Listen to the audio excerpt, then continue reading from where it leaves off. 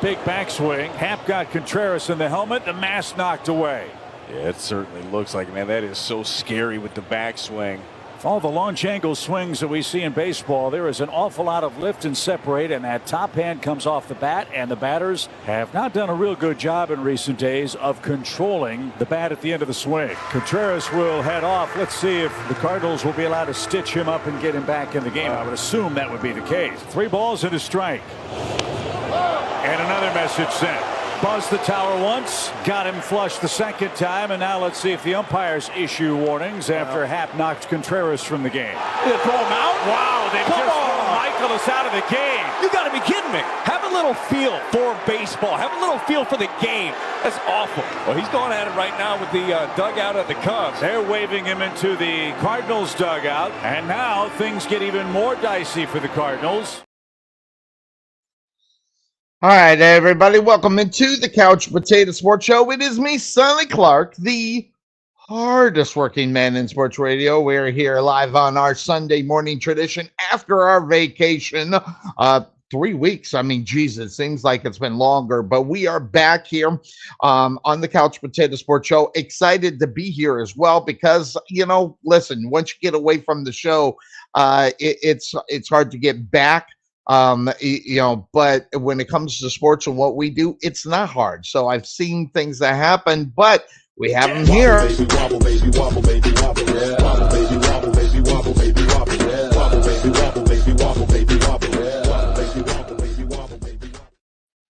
Well, and it is the Papa. Good morning. How you doing, man? Oh, such a good day. I mean, granted, my guy lost the title that day, but don't worry about that. Yeah, I get it. And he's no longer my guy either, so that works out well for me. So, I mean, but yeah, you know, we're back. You know, I figure after I won the Pick'em League this year, I figure you just kind of close up shop completely because, you know. No, that has not been the case. I'm Mr. Worldwide over here now, so I mean, yeah, watch out, yeah. Well, you know, I figured, you know, 24 weeks. We went 24. A lot of times, depending upon how I feel or whatever, we don't go a full year without missing a week, even during the season of the NFL season. So we made it through the whole season, all the way through the Super Bowl without missing a week. So I thought we missed a week. Nope. You missed a week because you weren't feeling well. Maybe that's what you're thinking. I missed a few shows because I had to go to work early for concerts and everything else. So yeah, it was always that. Yeah, so we had that going, and that being said, of course, that's the name of the show. Getting back to it, I brought back baseball. Okay, listen, we don't do a lot of talking about baseball because, frankly, it's quite boring. Frankly, it's not. But I want to get to the juice of what we just saw here. Okay. I want to get to the juice because, believe me, as an old school guy and a guy that watched baseball many years ago, baseball has changed over the years and it's almost unwatchable now. That's one of the reasons why it's almost like the NBA. It's kind of a hard watch right now. That having been said, I've been on this show now 15 years. And I've never changed my stance on what happens in baseball. Okay, whether it's a pitcher hitting a guy, whether it was intentional or not, where the rules of the game stop guys from going up and saying, listen, dude, God, I'm sorry, shake my hand, and letting them know that that wasn't done on purpose and things of that sort. It goes back to the fact that this is an elementary mentality that is in baseball. Now, you saw the video, you saw the clip. It came back. They hugged it out. They even hugged it out. The catcher and the batter even hugged it out. And then this pitcher, and I don't know who it is, and I don't even care because it kind of just rocked me to a different. Goes ahead and throws at this guy, and so I'm missing. I get the point from old school standards. Don't get me wrong. Completely get it. But I've never been one of these guys that you throw at a guy to get revenge. Now, that also being said, then I'll let you hop in. I also understand that he probably threw that 50 mile an hour and that wasn't a 98 mile an hour fastball to the head. I completely get it. But I still am missing the fact on why that even happened, especially if they hugged it out at the end. That was not intent. Now, I almost understand the intentional side of it. If someone does something intentional, I completely get it. But in this case, I'm not, and frankly, I'm fried up here about it here on a wonderful Sunday morning. You want me to talk now? I said, give me a second. I said, give me a second. Okay. Well, I've been sick, so bear with me here. Look. Well, first of all, I didn't look hard enough. I couldn't tell if the guy was actually crowding the plate at all. I don't think he was, but the thing is, a lot of pitchers like to do it to get players to back off a little bit. And yeah, I understand the revenge factor part of that whole thing.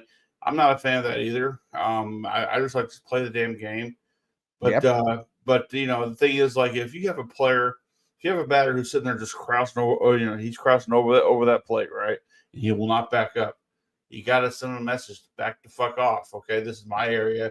You don't get to dominate that shit. It's a pitcher's mentality that hey, look, I have very small space to control. You don't get to crowd it into all that stuff, because if you do, I'm going to hit you. That's just because I can't control a 95 mile an hour fastball coming from a certain area. Now, what the guy did on the video that she showed me, clearly intentional, because that was an old school thinking. Which, by the way, I was hit with a bat. I mean, I'm seeing more of that more than anything else nowadays, to where players who are at the plate are releasing that bat with one arm, and that one arm is dragging toward the catchers. I mean, even umpires can hit with that shit too. So, I mean, I've seen it from both ends, where, and you can't say that they're getting revenge on an umpire, which I wouldn't doubt that. But I mean, you can't really say that. But the thing is, like in the NFL, the NFL official gets control of the game, and all of a sudden that's all that people talk about. Umpires in Major League Baseball are big prima donnas, and they do the same thing too. Now, I'm not sure what the NBA referees. I don't think they really matter because they call technicals every 5 seconds. But look, I don't like the idea of being hit by a pitch, because I've been hit by a pitch. And when I played on baseball in Little League, because the guy, I mean, I was hit like right in the head. And the helmet I had protected me really well. I didn't feel anything, but like everybody was like jumping all places. You all right? You all right? I'm like, I'm fine. Can't get up. I'm different base now. I'm good. So, but once again, it's just look, I don't like retaliation like that. I don't like that at all when it comes to sports, because it is a sport. Let's not try to make it look like it's life or death. When you sit there and try to hit the guy directly like that, that's just bullshit. But once again, like you said, he probably threw it 50 miles an hour. He probably gave him the Iggy, hey, I'll be tagging you here, so get ready. And sometimes a lot of pitchers like saying, dude, I got nothing in my game today. I'm not getting pulled out. The best way to get pulled is being ejected. And by the way, I don't think players get fined by being ejected, do they? No, they don't get ejected unless there's a situation where they have to talk to figure out something. And that goes to the point of what it is. How you get that out of the game is you either take them out of the game for a certain amount of games, affect their paycheck in doing it. That's the only way.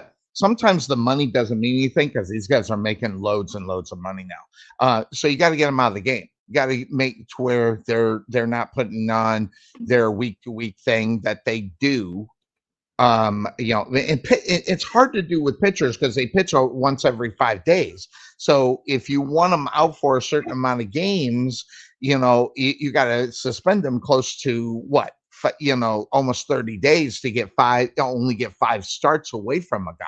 So I get where all that's coming from, and I understand where it's all coming from, but at the same time, that and granted, this case is not as bad as some of them, because some of them they put some mustard on that throw when they're throwing at someone. They put some mustard, and it was clear he wasn't putting mustard on it. So that's why I'm kind of but the simple fact of the matter is it doesn't need to even happen in the first place, and that's where I'm coming from when I'm looking at that situation. Who's doing it, and most importantly, why are they doing it? I will say one thing I disagree with you on, though, and this is just a personal preference on my part.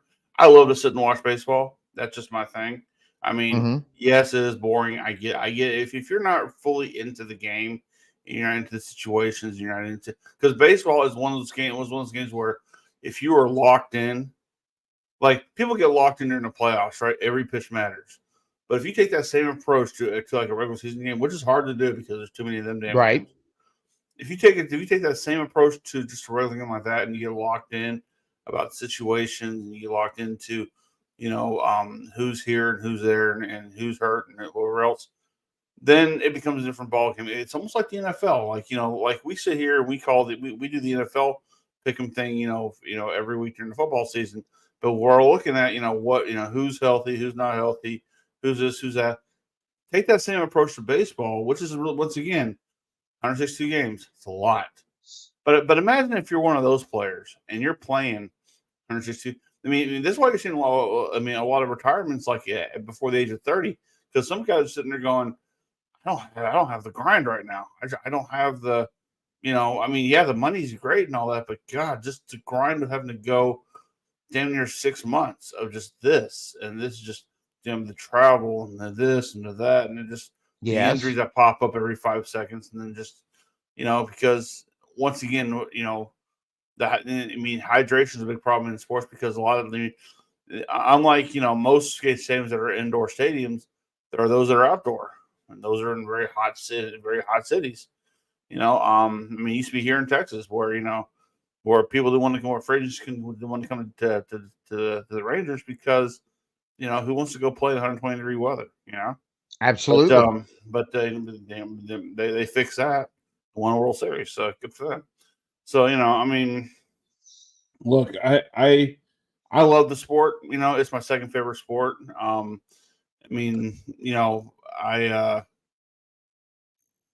me personally, I understand the grind that the sport is, and like you showed the video of the guy hitting the guy.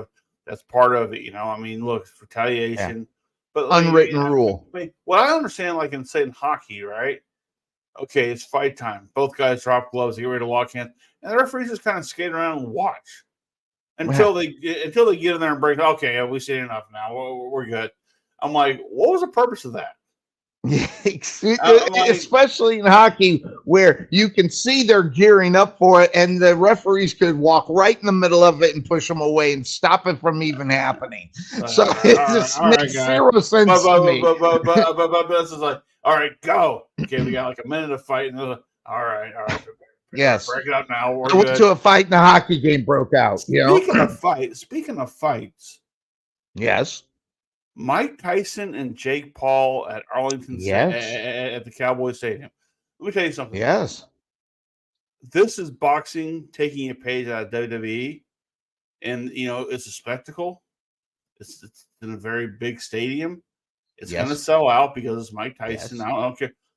Look, Mike Tyson is the most interesting person I've ever seen in sports, where when he was in his prime, best motherfucker in the world, right?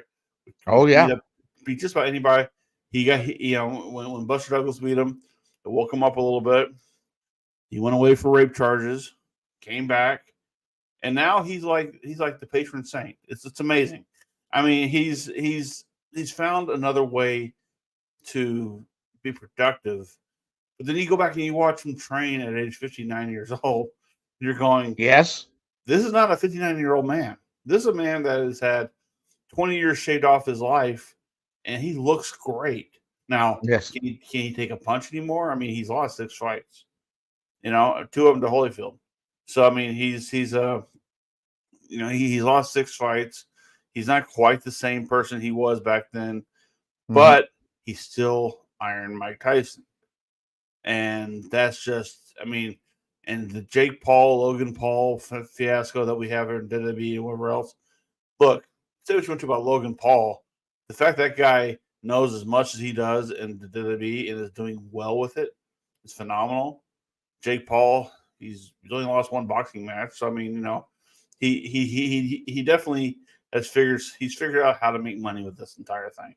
And boxing needs this kick in the ass. Because no, I can't tell you who the heavyweight champion is.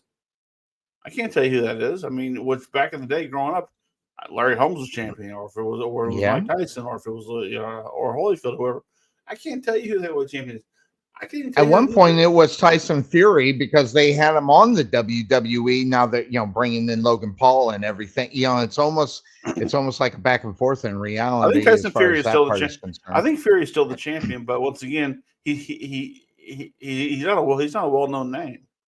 And back when Muhammad Ali was the guy, or and that was way back when. But or you got Larry Holmes, or you got Michael Spinks, who took the belt from Holmes, and then Tyson basically destroyed Spinks, and then just go on and on. You kind of knew who the champion was. Same thing with your middleweight champion and your lightweight champion. You kind of knew who they were, the Sugar Ray Leonards of the world, and the Floyd Mayweathers, and whoever else is. Now I'm like, I don't know who's who. I'm not even sure what. I mean, they have 2 different weight classes now. It's hard to keep track of who's what. So I'm really interested. I mean, think about this, okay? They put WrestleMania in that building a couple times now, and they sold that. I'm just wondering how they're going to sell that out. I mean, I don't think it's going to be a sellout. So I'll go on record saying that I don't think it will be. A lot of people will fly in to see this fight because but problem is it's not Vegas. But then again, in Vegas, where are you going to have the capabilities of almost putting 100,000 people in seats? Well, so, I don't think they'll open up the entire stadium. I think like the upper levels will still be closed off. I think, but it'll be a sell to the tickets that they have available. I believe. Again, you're getting Mike Tyson. Mike Tyson. Do you know how much they're getting paid? Did they release that yet? I know, not that I know of. But they're going to make some money. There's no question. Oh, yeah. They're going to make a hell of a lot of money. And by the way, this goes back to the whole football conversation we had with Jerry Jones. What's more important, your team winning a Super Bowl, or the fact that you're selling out that damn stadium with events? I mean, look, I'm not going to argue with the man making money. Okay, he knows how to make money. Good for him. That's why he's who he is. But at the same time, if you're the owner of the team that you're going to go quote unquote all in. And now we're going to talk free agency here in a little bit, and and drafts and all that stuff. And you're going to sit there and just bottom feed us with well, hey, here's a guy who's a 4th best cornerback in the league, but we can make him number 1 if we really had to. And no, you can't. I mean, it's now. I do like the fact that, as they say, Jimmy Johnson's kind of in the fold again. But he's in the fold from Florida. He ain't moving. So I mean, kind of like he may be someone that they console about. I wouldn't think about this guy, but that's not going to be enough. So again, I don't think that's going to amount to. Listen, I think I said it when it announced, and I don't know if it was on the show when it was announced or what it was, but I'm not buying into it. I really not. What I'm buying into is Jerry Jones trying to make himself look good for a little while. They put him in the They put them in the Ring of Honor and everything, so they're doing everything right, to kind of look good. So what looks good is maybe someone like Jimmy Johnson back in the fold to do that. But I still think Jerry Jones will still do what he wants to. I think he's just going to say, this guy's a mouthpiece, and I'm just going to do what I'm going to do anyway. So it'll be really interesting to hear what Jimmy Johnson has to say after that goes to pot. Or when it's done, or when it's run its course, and see what really happened. Again, that'd be another good book. Now, if Jimmy Johnson wrote a book, I would love to read it. And if he has, I just don't know he wrote the book, but I would love to read the book on really what's going on. But Jimmy Johnson's too smart. And I say that because this is a guy who knows where his money's coming from.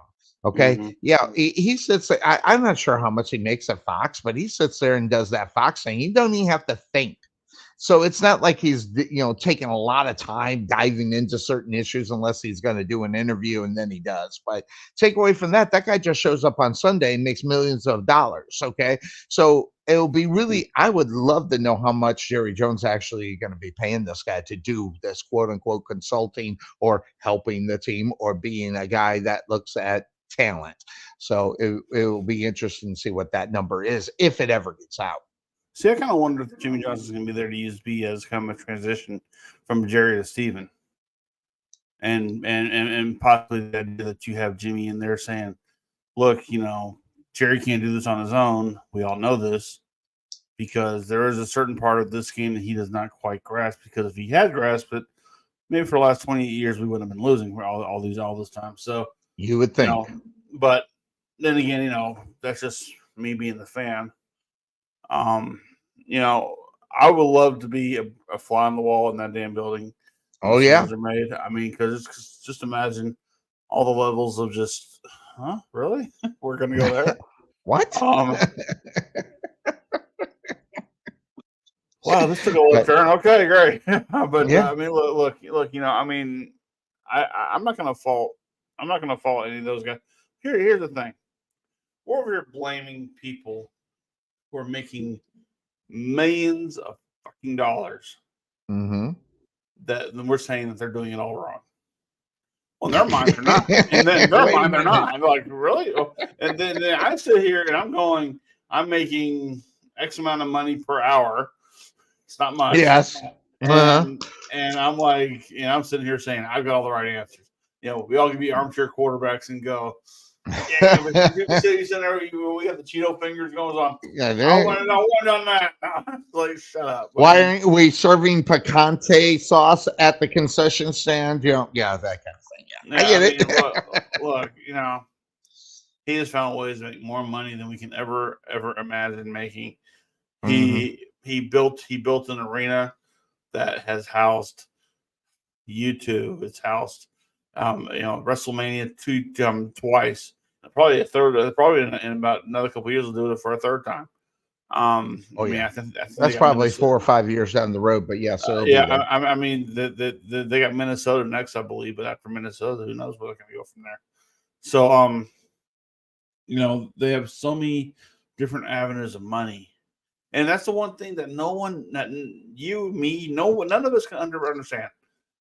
The all contributing factor to all this is money.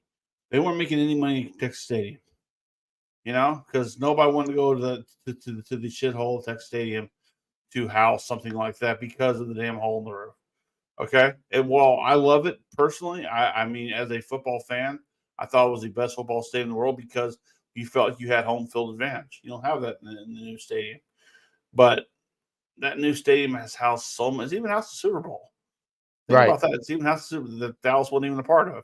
So I mean, it's housed so much. It's made so much money.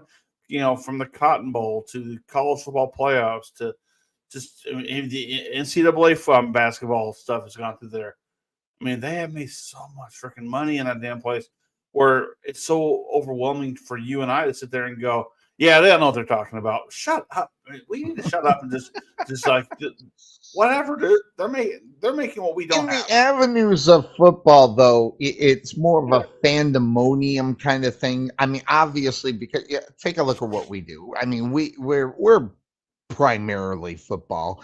I mean, we'll touch, like we did, on things, but that's a fandemonium thinking that you're smarter than the general manager, more so than what brings in money. Those are two different entities in reality, as far as that is concerned. But what I will say, it's interestingly enough, you were talking about guys that are making money, how much money they're making and stuff. I want to just throw this, but this is coming from one Charles Barkley. It says you're going to make $70 million to play basketball 3 or 4 days a week, fly private. You got the best medical staff ever created, people working in the steel mills every day. I'm pretty sure they would love to go to do that kind of work too. And what he's saying is what I've been saying on this show forever. In reality, I've been talking about these, whining, moaning, groaning. Oh, I had to play 5 days in a row. You play 3 hours a day of baseball, or an hour and a half of basketball. Yes, actually working. I get the fact you work out, but still, you're getting paid, for 3 hours a day. Give me a break. I mean, I'm so, especially in the NBA. The NBA, you got guys sitting on the far end of the bench making $10 million a year. It's disgusting. But you know, getting into the grind of it, I don't feel sorry for the players. I don't care if they got to play every day. I don't care if they have to play every week in the NFL based upon the money they're making. Now, does that bode well for the guy that's on the bubble trying to make the team and he's not making those millions of dollars? Of course not. I completely get it. But the ones usually bitching about things are the guys that are making that money, and the guys that are barely making it, they're on the bubble, are just glad that they have a paycheck coming, and they'll do anything to keep that paycheck coming based upon playing in the sport that they love. But let me ask you a question. Let's say you have the player. Let's say he's an offensive lineman. All right, he's making whatever the minimum, whatever the minimum is, right? Yeah. And let's say, I mean, granted, it's still more money than you and I have made on a yearly Sure. basis. But so, I mean, in your world, you sit there and go, it's only more than I do, so let's just shut up. But let's say that player has, now granted, these players are very protected by the players union, and Mm-hmm. they are they're taken care of, but they're not the most established name in the world.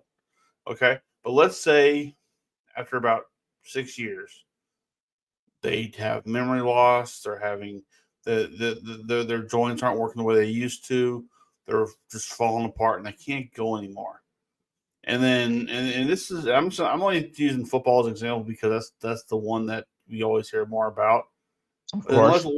let's say that player sits there and goes, "Yeah, I'm just not really, I'm not feeling this anymore, and I don't feel right, and this and that and the and then there's people, not you particularly, well, maybe you, but you particularly, that goes, wah, you make so much money, you're not going to go play for us anymore, wah. And then you're going, well, wait a minute. I mean, there's so much that goes into head injuries these days, right? And there's something, Mm-hmm. and having been someone who's got a head injury myself, I have memory issues as well. But my injury stemmed from when I was 6, not just recently occurring, and now all of a sudden I'm not sure what color the wall is because I can't gauge between colors, or I can't, or if my wife came up to me and I'm sitting there going, "Who are you?" Well, I do that now. But I mean, if it's someone that person goes up to you, goes, "Hey man, you remember yesterday?" I'm like, I can't remember yesterday, let alone a week ago. That's I what I mean, say. yeah, right. But I mean, the thing is, there is something to be said about look, the fact that these players have other avenues now. Like look at Gronk, right? Gronk's had one injury, I mean, one head injury too many, right? You can tell by the way he talks. But Yeah. he's found an avenue to make more money, not playing football anymore. Yeah. But not everybody's gifted like that. So, I mean, in a way, the grind is a real thing in Yes. sports because, yes, you are getting paid X amount of money, but you're always at work. You are always at work. And yeah, there are times when you say, okay, fine. When they go to the hotel room and they go lay back and go to sleep, they're not on the clock. But the clock doesn't just start when the game starts, you know? The clock starts when they get on the bus, they head to the stadium, and they got to get ready, and they're trying to get into the right mind. I mean, look, you go to work, right? You got to have a certain mindset to tolerate what you have to tolerate on a daily basis, Absolutely. right? So imagine what they have to tolerate. Imagine what they have to go through. So I know I have to tolerate when I go into work. You know, I deal with stupidity from all over the place at all different angles, and I have to sit there and go, okay, I got to be ready for this. I got to be prepared. Because if I go in there half-assed and all of a sudden something bad happens, I'm screwed. You know, Right. so imagine what it's like for them if they go into a game half-assed and half-ready. Next thing you know, boom, they blow out their knee, or boom, they have a head injury, or just whatever the thing is. It doesn't matter because it's a different part of life that we don't understand.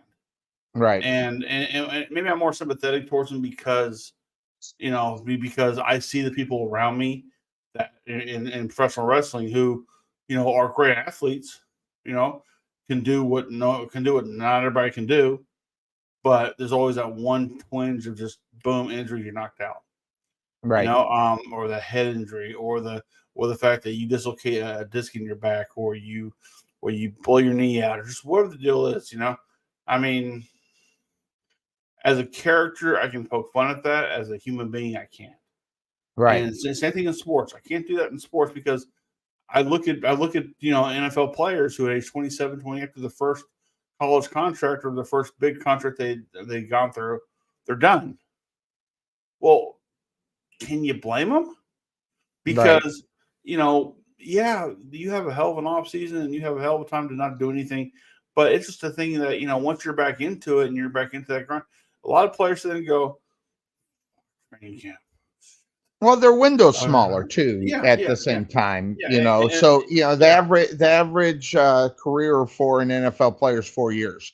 Now, granted, there's more that's been playing for more than 4 years, but there's many that haven't, which makes that number 4 more so than 10, more so than 8, by the way, as much as we want to sit there and make fun of Tom Brady for lasting as long as he did, the guy lasted over 20 freaking years in the NFL as a quarterback.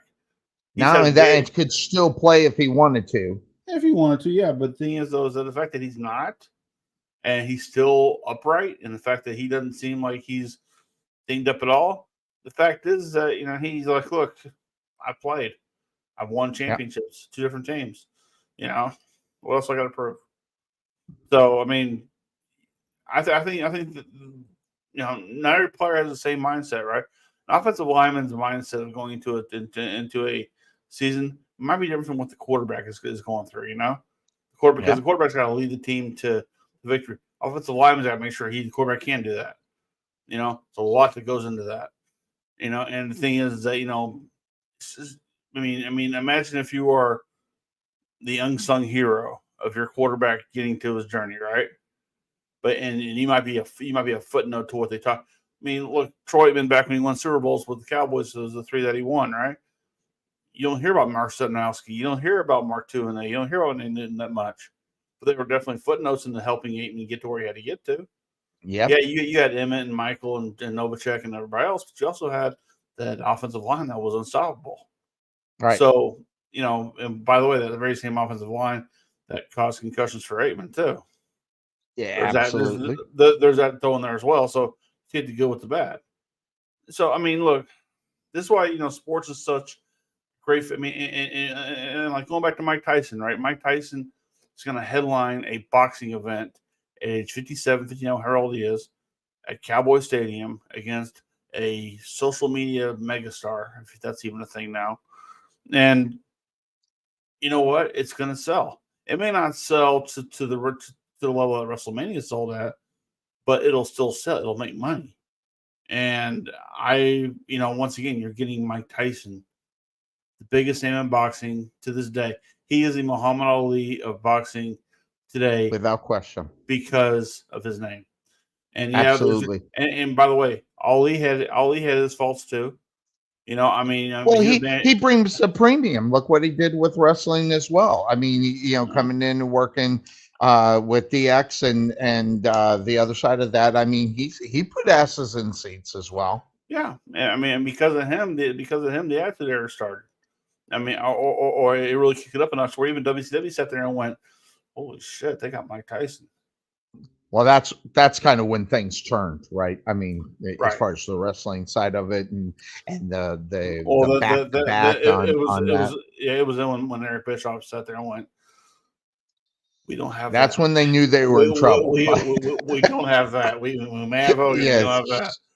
And once again, we got Rodzilla. I mean, come on. I mean, we got Leno and Rodman.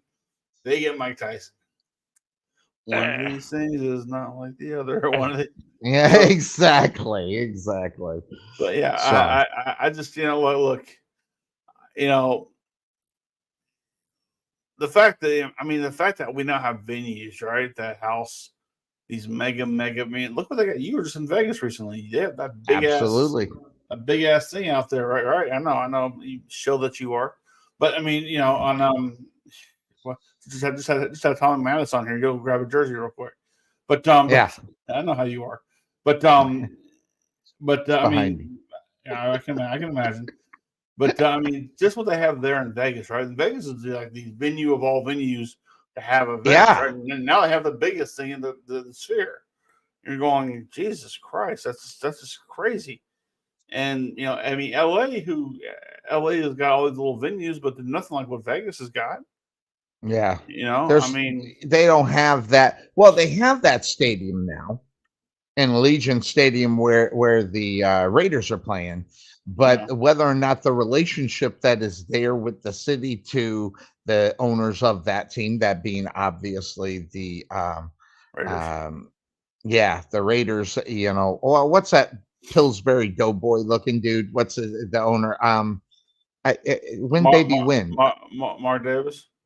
Yeah, Davis. Thank you. Yeah, see, that's what it is. The brain you were talking about. Remembering things. I have it here, but I can't get it here. That kind of in there. But yeah, the Mark Davis. How much. But then again, you think about what happened.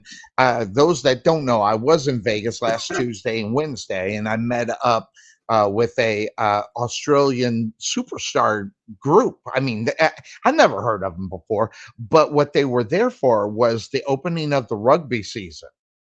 And they filled that freaking stadium with these crazy Australians and lovers of rugby.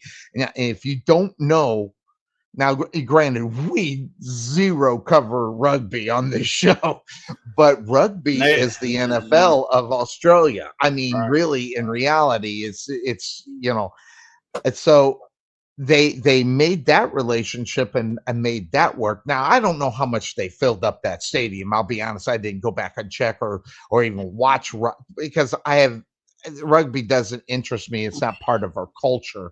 I like to watch other things, but I just can't get into rugby. I know what it is and I got the premise of it. But at the same time, I would love to know how many asses were actually in Allegiant Stadium. Now, that also being said, Tyson and Paul are going to fill that up more than what rugby will, I think. Mm-hmm. Yeah. I might be completely wrong and talking out of the side of my mouth when I say that. But at the same time, based upon the history and what sells over the years, which is right now the new school, Logan Paul's, the Pauls controlling, social media and what they do. I mean, being basically part-timers. I mean, reality, if you think about it, they are not full-timers, except now Logan Paul's in it kind of full-time. He's only there once every 3 weeks. But see, his thing is he's on TV every week. Is he in the ring every week? No. Exactly. But you know what though? But you know what? That's smart. That's smart business right there. I mean, hell. I mean, look at The Rock. He's back on WWE TV right now. He hasn't had a match yet. Yep. But you'll and it's selling. Yeah, because once again, you got fans sitting there going, "We like The Rock. We don't like where he's going with this." And at the same time, we like Cody Rhodes, but yeah, I mean, the story's got to come to an end here eventually. And then Then you got Seth Rollins who's being a part of this whole entire thing, and then you got then of course on the end of there you got Roman Reigns who's being forgotten the entire thing. So I mean, kind of like, so I mean, I'm just waiting for the turn between The Rock and Roman. So well, what they've done was fill airtime with regulars who are hurt. Look at Seth Rollins; he just finally got cleared, if you believe that. But how many weeks of talking have they done that's still been able to fill up time, but still get eyes on the product? Because a lot of times when someone's hurt, you can't get eyes on the product because they're not there. Well, and once again, this also says a lot about talents like Seth Rollins who can talk. Because back in the day, if you couldn't talk and you had the title, don't need to have the championship right now because you can't talk and you have no presence on TV. So I mean, look at Steve Austin. He's a classic example of that. As he went from WCW after he got hurt, went over to ECW, and they said, "Hey, just come and talk." And that's all. He went and talked before he got there, and then obviously back to the WWE. But the funny thing is, when he went to WWE at first, he didn't have. He was still the ringmaster. He was still a solid worker, just not really a talkative type person. And until he went to Vince, says, "Look, I can talk. Let me talk." And then, sure enough, whatever it took to give. And once again, that's a whole other one thing we haven't talked about since we last talked was the whole Vince McMahon saga. But but I mean, the fact that Vince took a lot for him to open him up to do anything. Again, the WWE's situation right now under Triple H. I mean, he is putting together his first ever Hall of Fame right now. It looks pretty interesting. The fact you have who was the second one that was added? I know the first one was Paul Heyman, and I got an opinion about that. Okay, Paul Heyman's going in. Bull Nakano, former women's wrestler who was her and Alundra Blaze back in the 90s were doing everything, but she like just took over New Japan also back in the day. The U.S. Express with Mike Rotunda and Barry Windham are going in. I think that opens the door for Bray Wyatt to go in because Bray is the one who's passed away recently, and he's Mike Rotunda's kid, so I think that really helps that out. Once again, it's almost like a Hall of Fame that makes a lot of sense. Paul Heyman in Philadelphia makes sense. ECW territory. I knew that was going to happen. Yeah. I knew exactly. I mean, how that was going to play. The U.S. Express one kind of surprised me when I first heard it because I was like, "Isn't Barry Windham already in? Is he kind of already in for the Four Horsemen?" No. I don't think he was part of the Four Horsemen on the induction, was he? I think he's in the Hall of Fame under. I have to go back and double check, but then I was like, well, isn't IRS already in the Hall of Fame? I'm like, no, IRS isn't in the Hall of Fame. No, there's a big long list of guys that are not in that. As a character, IRS was a mega heel. Oh yeah, I mean, but he's also a mid carder too. But I'm sitting there going, you got Coco Beware in there. Why? I mean, it's just the Coco Beware factor. I always say, you got him in there. How can you not have anybody else in there that was better than Coco? I mean, but another one like Lex Luger's not in, right? And this was his opportunity to probably go. Well, that's politics. Lex Luger being in, and interestingly enough, I was talking about this. Folks that don't know, Miss Elizabeth is not in there, and I'm shocked at that. In reality, now I understand. I don't. I understand the politics of it, but I don't understand why Miss Elizabeth is not in there and Macho Man is. It doesn't make any sense. First of all, Macho Man was a bigger star than Miss Elizabeth. No question. I'm not going to debate that part of it. But the thing is, she was a big side of what some of those that are in the Hall of Fame. She had more of an impact as far as what she did, not just with WWE, even with what she did over with WCW and that Flair thing and then Hulk Hogan and stuff. But see, the WCW thing that led to her downfall because that led to her and Luger getting together. And that led to what did happen, and that's why Luger might have the black ball of why he's not anywhere in there. Now I think things are getting better. for him because Right. I think time has healed most wounds. Once again, do I fault him for her death? No, because she took it upon herself to take all those things. It wasn't like he sat Right. there and forced her to take them, you know. But at the same time, Exactly. he put her in a situation to where she had that opportunity to do that. There's the yin and yang of that entire situation. Right. Miss Elizabeth. Well, the example I was talking about is Bull Nakata or Bull Nakano. Is that her name? Getting in. I know of her. I don't know. Right. Huh? But see, it says a lot about her though. They're putting in the wrestler of her, not the character that she was in WWE. They're Right. putting in what she accomplished, and that's what the same argument with Coco Beware is, right? What else did he do outside WWE, which made him the bigger superstar? You know, and what she did over in New Japan was, if you want to go back and research her stuff, that's there. And again, once again, so far as we know, they have a male wrestler, they have a female wrestler, they have a tag team going in, possibly one who's passed away recently because it'll go in. That's 4 right there. With those guys, with that tag team going in, it stops Demolition probably getting in. It probably stops the Nation of Domination from getting in. And I think those guys had probably more of an impact on what was going on. But we also get back to the fact that it is Philadelphia. So we're still getting back to understanding Rick the Model Martel not being in the Hall of Fame is such a miscarriage of justice. That's on him, though. That's on him. He doesn't want anything to do with it. They've asked him. I understand. But Slick, he was a character. He's not in. I mean, Slick. I mean, why Slick should not be in the Hall of Fame is almost Earl Hebner. I mean, yes, he was a character as a referee, but he should be in the Hall of Fame.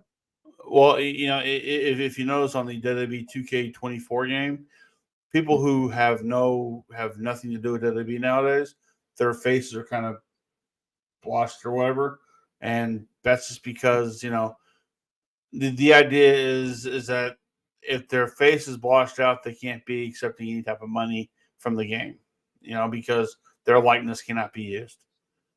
So we're living, folks. But you know, I mean, it isn't like NFL Films going to sit there and pay every player they put on their video of, you know, right. So I mean, it's that whole.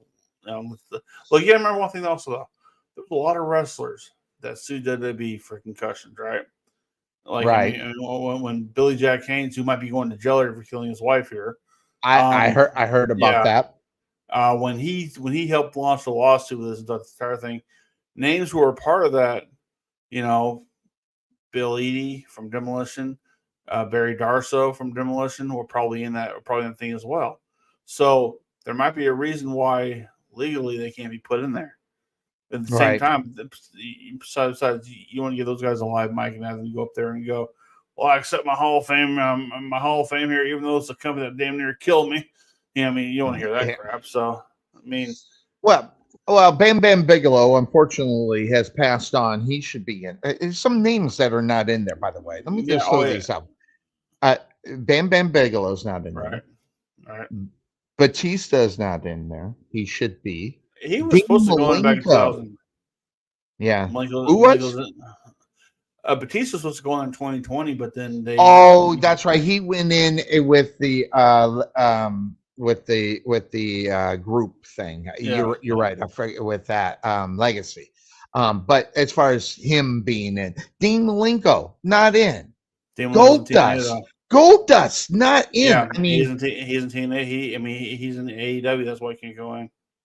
Well, see, I think what is happening now with the new regime that's going on here, you know, I think those kind of things can actually happen now. Maybe. Now, when Vince was in control, that wasn't going to happen, but kind of just obviously an example of what they did at the Royal Rumble, bringing in what's-her-nose, you know, they're going to start doing that kind of thing. By the way, Shane McMahon should be in the freaking Hall of Fame. You know, but here's the thing about Shane McMahon though. How much of his father's nonsense did he not know about? Well, that's another story for another. Yeah, it is. the thing is, it's a black eye because of the name is attached to it.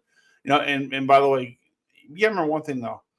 The whole thing with AEW also falls back on Tony Khan too.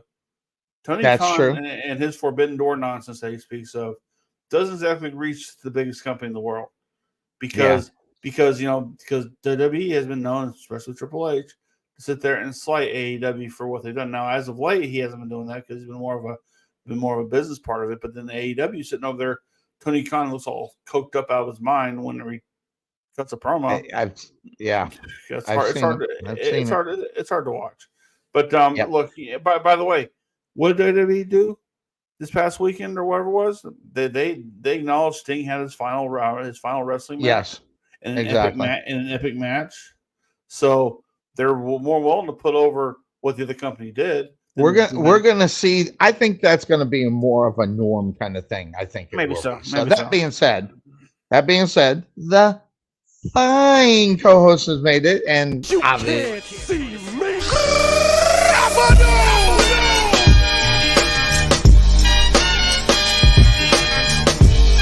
It's the fine co-host of this program is the end. Did I put him in? There he is. How you doing? Hey, back from up. You want to talk about a vacation? Now, this guy, when he does vacations, he does vacation. He doesn't half-ass anything, and especially vacation. You were in Hawaii for 2 freaking weeks.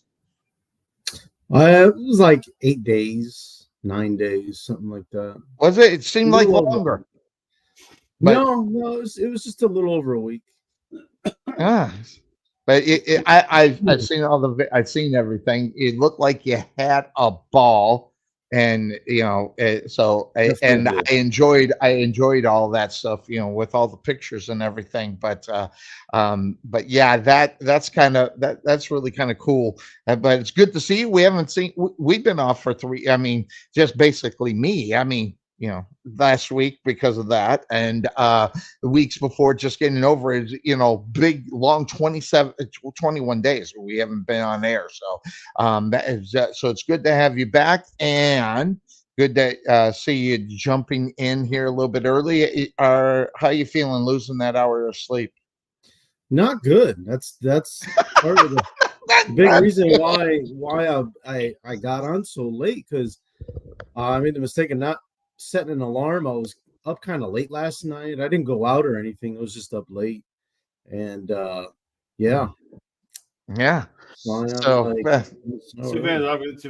been sick the last few days, so I'll be going to bed early just to get my sleep in. So, by the way, are you working today, Podfather, or no? No, I don't go back to work till Monday because I have an upper respiratory issue. So there you go. All right, cool. Rock and roll. All right, so good to see Cuervo for joining us. By the way, when I was in Vegas, I stopped by. I don't know if you've seen the picture. I put it on your Facebook of where I met Cuervo at Benny's Bullpen. And it's not there anymore, so I got a little nostalgic. So I went over there and hung out there for a second, thinking about that. I mean, 14 years ago, that's when, and there he was in there. So that also being said, I'm glad you're here because we need to do this, okay? Especially even Podfather, if he decided to go, we could get at least from DFW to Las Vegas for $35 and back. And obviously, if you want to pay for an upgraded seat like I did to get you could do it. But $35, you could get to Vegas, and $35, and it's cheaper to go to Vegas than it is to take an Uber to the airport.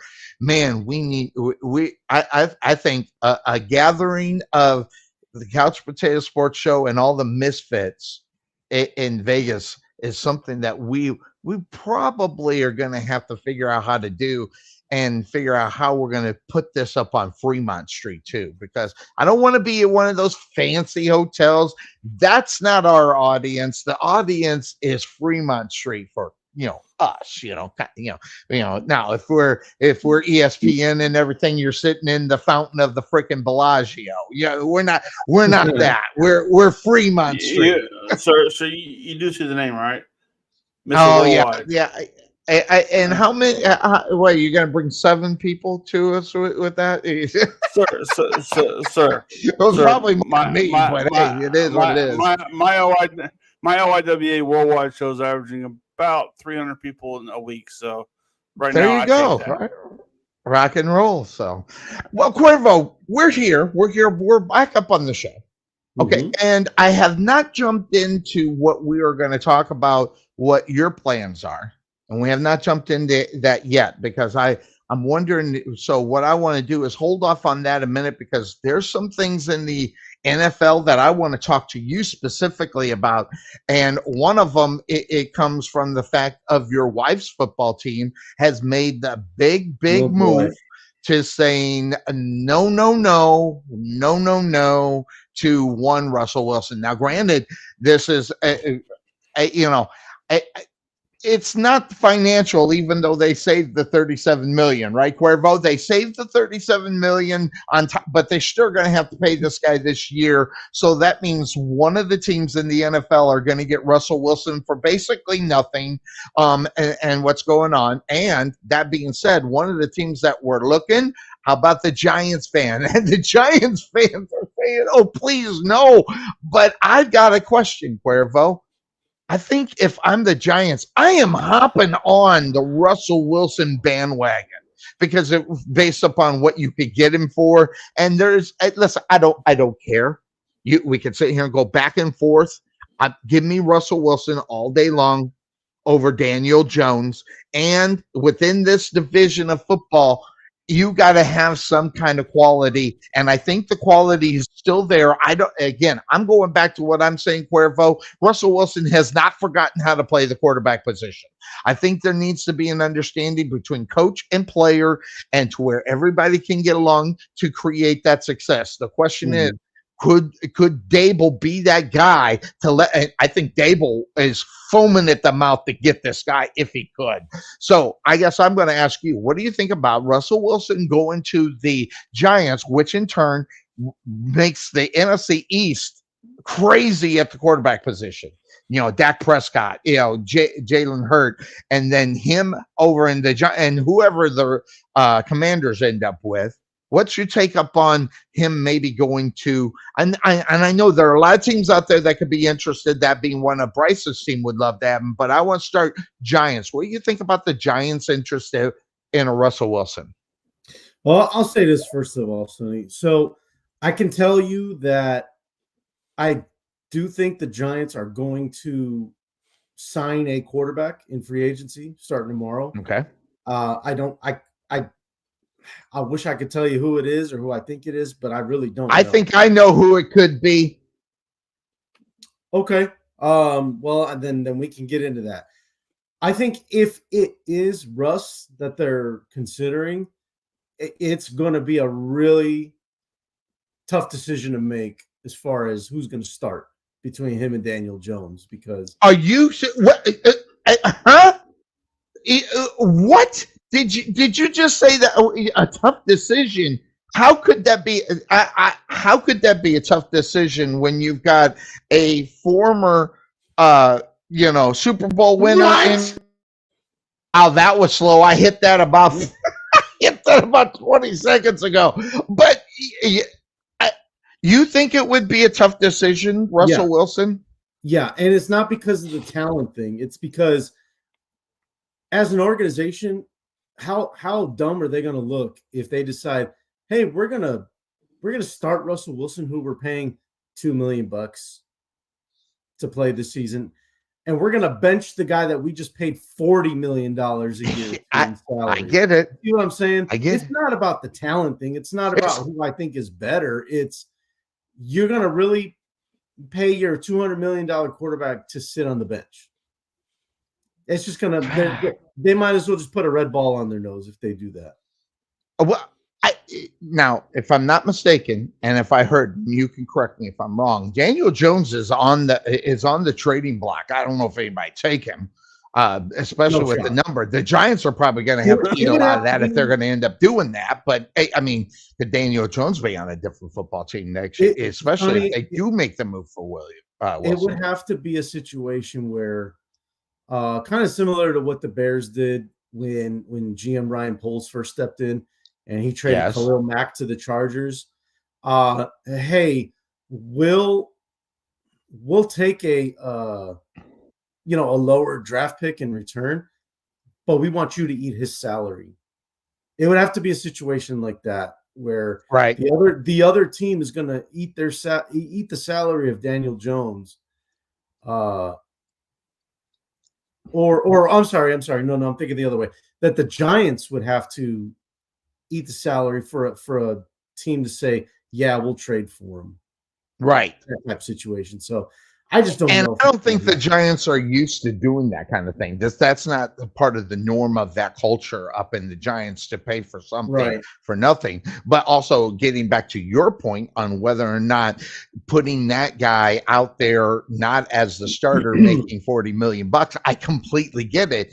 But we're not back in the day where Jim Harbaugh put in Colin Kaepernick, but then again, remembering who he replaced was not making $40 million. So there's a big business aspect on that as far as the Giants are concerned on how they're going to do that, but how you also justify and when do you replace him, because that will be a big question sooner or later. When will you replace getting Daniel Jones out of the lineup before you would bring in a Russell Wilson? How much of a leash will he have, I guess you can kind of say. Yeah, I mean, and that gets all figured out in training camp. I mean, who knows? Maybe, let's just say for argument's sake, Russ signs with them, and who knows? Maybe Daniel Jones beats him out in training camp and he gets named a starter, and Russ is the backup. I mean, that's also a possibility, but yeah. But going back to the original question, I think it's unlikely that Russell Wilson signs with the Giants regardless. So who do you think he ends up with? Where do you think he's packing his bag to? And I kind of think I've got two locations that I think he should give serious consideration to go to. Well, the obvious signs point to, and I wish Bryce was here to see him go crazy about me saying that all the signs point to him joining the Pittsburgh Steelers. Right. Because he, after his little flyby meeting with the Giants, he went straight to Pittsburgh. Yes. And, but there's a lot of possibility. Who knows? Who's to say that he doesn't sign with the Raiders? Who's to say he doesn't sign with, let's say, the Minnesota Vikings? If Kirk Cousins, that was one of my teams that I was thinking that he could end up with, Minnesota. Yeah, and that's because of the wide receiver. I mean, that would be the one I would be foaming at the mouth to get the ball to a wide receiver. Obviously, who has the better wide receiver core would obviously be where I think Russell Wilson would want to go. And I think based upon what Atlanta, I mean, we're talking Pittsburgh, the Giants. I think the better wide receiver, number one would be up in Minnesota, to try to get that. And plus, Minnesota, really that one cog away from making the playoffs or making a push in the playoffs would be at the quarterback position, more so than anything. But also Minnesota, I think, needs to have one retention that they need to take, and that's the defensive coordinator for that football team. And I think he's going to be flying out of there too. So there's a lot of things involved with that Minnesota idea.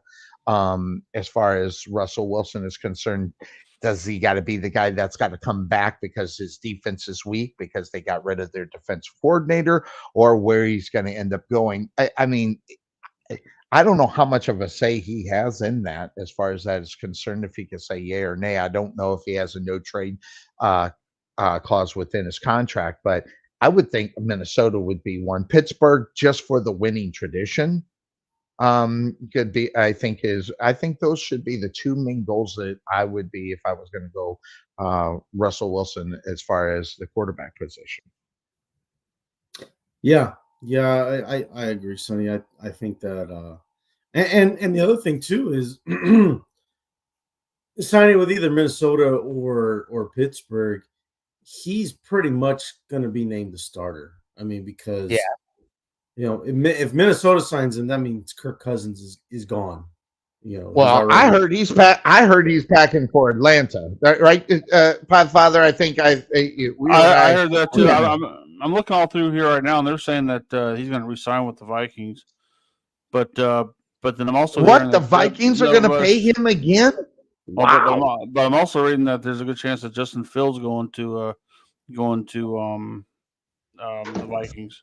So then there's, I mean, it's all over the place right now because I'm hearing, Russell Wilson to the Giants. I'm hearing, I'm hearing, what's his name? The guy from the Titans, the running back, Derrick Henry. Going to the Bears. Cowboys. I have Cowboys too. I just read here just a second ago that he might be going to the Bears. So I mean, it's all that's the one he wants. It's all speculation. All speculation right now. Definitely. The Bears are who we thought they were. Yeah, and if they sign Derrick Henry, I ain't letting them off the hook. Good. Hey, you know what though? Hey, Podfather, this is a true story now. Unless I'm just just falling for things that I see on the internet. Did Derrick Henry just buy a house in Dallas? I've heard that too. But then you know what? I also heard that the former coach of the 49ers was buying a house in Dallas after Barry Switzer got let go too. So that didn't work out either. Interestingly enough. Yeah, so yeah. But I don't buy that whole so bought it. It's the same thing with Kirk Cousins possibly going to Atlanta. I heard that too. I'm like, well, I hear he's buying a house in Atlanta, so we'll see. I'm like, that's what I heard. That's what I read. I don't know where I read it, but Kirk Cousins packing. That's what I heard. He's packing for Atlanta. So it's just like, well, I mean, it's as far as Washington's concerned, I heard that they're possibly going to try to trade Caleb Williams. I'm like, okay, you hear all this stuff. They hear all this stuff. I'm like, just wait and see what happens. And it's going to get worse, right, Cuervo? I mean, we're going to be hearing all kinds of rumors starting tomorrow, right? Yeah. But more in the fact on. Go ahead. What I was going to say is, just listening to us talking right now, I think the better segment would have been I heard. Just leave it as I heard, and then we just start going up. Well, I heard this. Well, I heard that. Because that's what free agency is, right? That's what exactly time of the NFL season. It's getting ready to open up again officially for business, and there's a lot of I heard. So yes, wait a minute. One second. I'm online right now. I'm hearing that Justin Fields is going to go to the Arlington Renegades to the UFA. There you go. Breaking news right there. Breaking news. Breaking news. Dun, dun, dun, dun. I've got to find that file. I've been late. I haven't looked for it either. But then again, I don't remember half the time. But yes, but. Anyway, but a lot of rumors are going to be out there. A lot of rumors are going to be flying around. A lot of them they are going to, be full of crap. And in reality, what does it all mean in reality? Until they're actually signed. You know what? I almost know when Sonny's going to play a clip because he starts stammering and stuttering because he's looking for shit at the same time. I got to find the file when I'm thinking about it. But so me there's a chance. We're gonna have a lot of that going on. So we'll find out what's going on. We're gonna be talking about that, and we're gonna be talking about our three biggest wishes for our team. Now we only got three teams here. So we got the Jaguars, we got the Cowboys, and we got the Bears. And if some of the other misfits will make it in, we'll try to do that. We're going to try to do it to where they'll send them to me and I put them up there, but we didn't get that kind of participation regarding that. But that being said, we're going to get to that and talk about it. But before we do that, there's some other things that have been going on in the NFL that I want to talk about. And one of them comes from the fact that we are about ready. We're getting close. How many weeks before we're doing the draft? Isn't that like 6 weeks from now? The draft's like 6 weeks. Yeah, it's like 6 weeks. Something like that. Yeah. And the big story in reality is one guy that seems to be trying to defy all the odds of what the quote unquote norm is when it comes to the NFL, when it comes to teams deciding on who they're going to take, why they're going to take, and everything else. And we got this one, Caleb Williams and his father. This kind of just reminds us of the NBA, as far as that is concerned too. Whoa. Who was that? Sonny. Yes. I really wish you had the breaking news right now. I really did. I really wish I had it too, but I don't. I wish I did.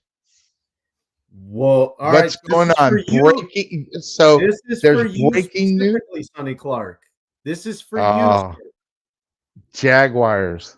Yes, sir. So according to Adam Schefter, he just sent me a text. He goes, "I need you to lay it down slow for Sonny. All right, he's not going to like it, but let him know that the Jacksonville Jaguars are finalizing a deal. You guys are getting your backup quarterback. Sonny, the Jaguars are trading for Mac Jones from the New England Patriots." Wow. Yes, sir. And obviously the deal is not official until the league starts on Wednesday, right? What? Okay, I'll say it again because Bryce has a hard time listening. The Jacksonville Jaguars are trading for Mac Jones. 6th round is the compensation from what it sounds like. So really, you're giving them a bag of rice to get Mac Jones as your backup quarterback. Real dumb. That's real dumb. As a backup, is it really though? For a 6th round pick? I mean, hey, it's a change of scenery for him. So I mean, it could help him out probably. I mean, he's going to go on as a backup, so there's no expectations on him. There you go. And you gave This stinks. This is total BS. You gave up a bag of rice for him, Sonny. So what? Hold on. Just because you can pick. Would you give a bag of rice for a piece of shit? I mean, come on. I'm sorry. I've seen him. Okay. Okay. You've got the man with Bill Belichick. Can't even freaking get this guy figured out to get him to the playoffs outside his first year. Okay. If Bill Belichick cannot get this guy there, what makes I love Peterson. Don't get me wrong. And I know what kind of coach he is. I completely get it. But here's the other thing. There are too many other people at the backup quarterback position, if I took some time to think about, that I'd much rather have than Mac Jones. Okay? Honestly, Sonny, why not take a quarterback that's been under pressure, that's been under the Belichick system, that can possibly need some quarterback coaching, which you're going to get with Peterson? And once again, hold on. If he's not getting it, if he's not, hold on. Whoa. But if he's not doing it, what does it matter? Oh no, I'm saying change the scenery, change the team. Maybe the fact that there's no expectations on him right now, he's not going to start. So you bring him in there and you work him in solely. Maybe he turns out to be nothing, but you gave up nothing to get him. So there you go. I mean, and plus you can get another number 6 if you want to. I mean, I don't think so, Tim. All right, mister, I want to play clips all damn day because I don't like my narrative. But look, I'm just saying, look, it's not a bad pick. It's not a bad pickup.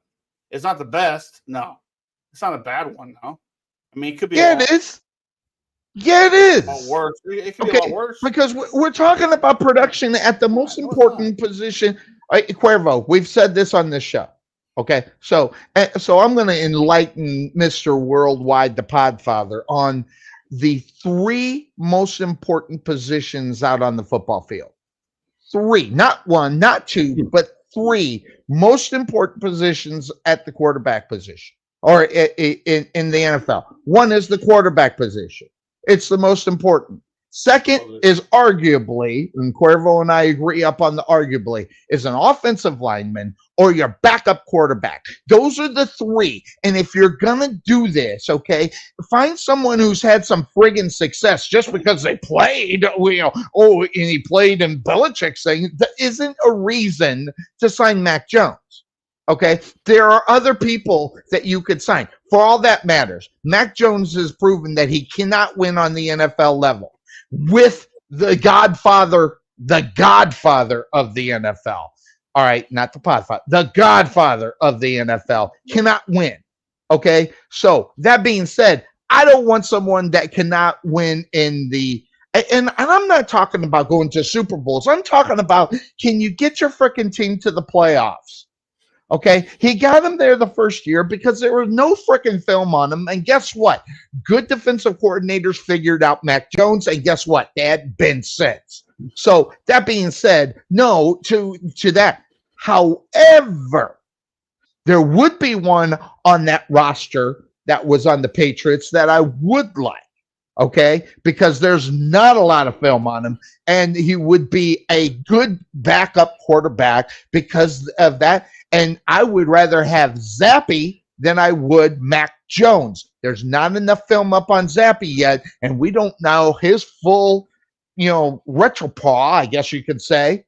All right, but we do Mac Jones, and we've seen that it's not successful. Now, granted, could he be a great back? Could he be a good backup? I don't know, but what I've seen, and when do guys go in? Usually when their team sucks and they can't get anything done, and they're being destroyed, and he's going to get destroyed as soon as he gets in on a football field. I don't want Mac Jones. I think it's a horrible move. I will talk to Tom McManus myself about this on Monday or Tuesday when he's on his show.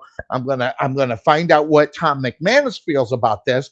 Now, Tom McManus is an ever positive guy, and he'll try to find the good, but I want to know the bad, and I'll find that out from McManus on Tuesday. But I'm telling you right now, this is not a good move for the Jaguars. It's not. Well, I will say this though, and I'm reading the thing that you read, Cuervo, about Mac Jones. Mac Jones was born. He's born in Jacksonville, so he has a chance to go home. Oh, so boy. Yeah. My heart. My heart feels so good. He's going back home. This is such a great story. I still love the whole thing. Like, wow, Trevor Lawrence going to be benched. That's crazy. No, he's not being benched. No, he's not going to be benched. I mean, listen, I'm not a fan of Trevor Lawrence. But Mac Jones can't carry his jock, and that's what they're doing. They're taking the guy that can't even carry his jock. Well, find somebody who's somewhat respectful and bring him in there. In reality, now Zappy, Sonny, I don't know. So you and Kendra Middleton can sit there and say the same thing. Please kill me. Pretty much. That's so. I know Tom McManus will try to find the positive in this. I know he will. He's not going to be as bold as I am to call him out for making a stupid move like this in reality. How are you going to find the bad part of that if you're talking to a very positive guy about it? What?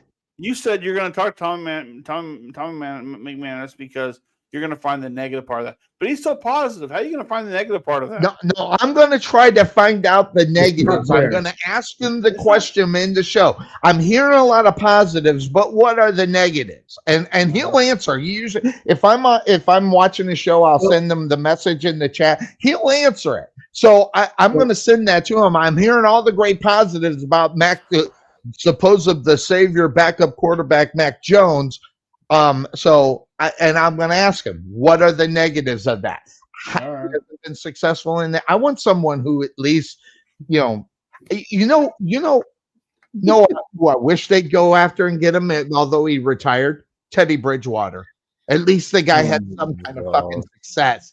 I mean, yes, no. Hold on. If you don't think Teddy Bridgewater is a better quarterback than Mac Jones, you don't know football and you haven't been watching it. It is as simple as that. That guy's better than Mac Jones. I guess I got to watch the damn game. You got to watch the damn game. Not forget all the damn stats and all the other stuff. He is better. Now, granted, he retired. So he's done. But I'd much rather have Teddy Bridgewater back there. It's just not. Hey, but that's just me. Sonny has gone off the deep end about a backup quarterback. Hey, honestly, Hey, honestly, listen, I'd rather have Troyman back as a backup quarterback to Dak Prescott right now, but that ain't gonna happen either. Okay. Get So- the wait, you're talking about a. You're talking about a guy's retired too. Okay, be quiet. I don't even know how to talk to that. I You want him at his age now? Hey, this guy right here is so full of shit. I could smell him all the way here, and he's in Oklahoma.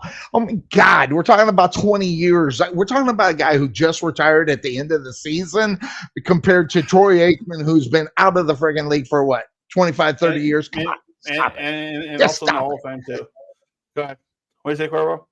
So, do you want Troy at his age now as the backup quarterback? No. I never said Yeah, that. Oh, okay. that's what I'm. That's what I'm talking about. Oh my goodness.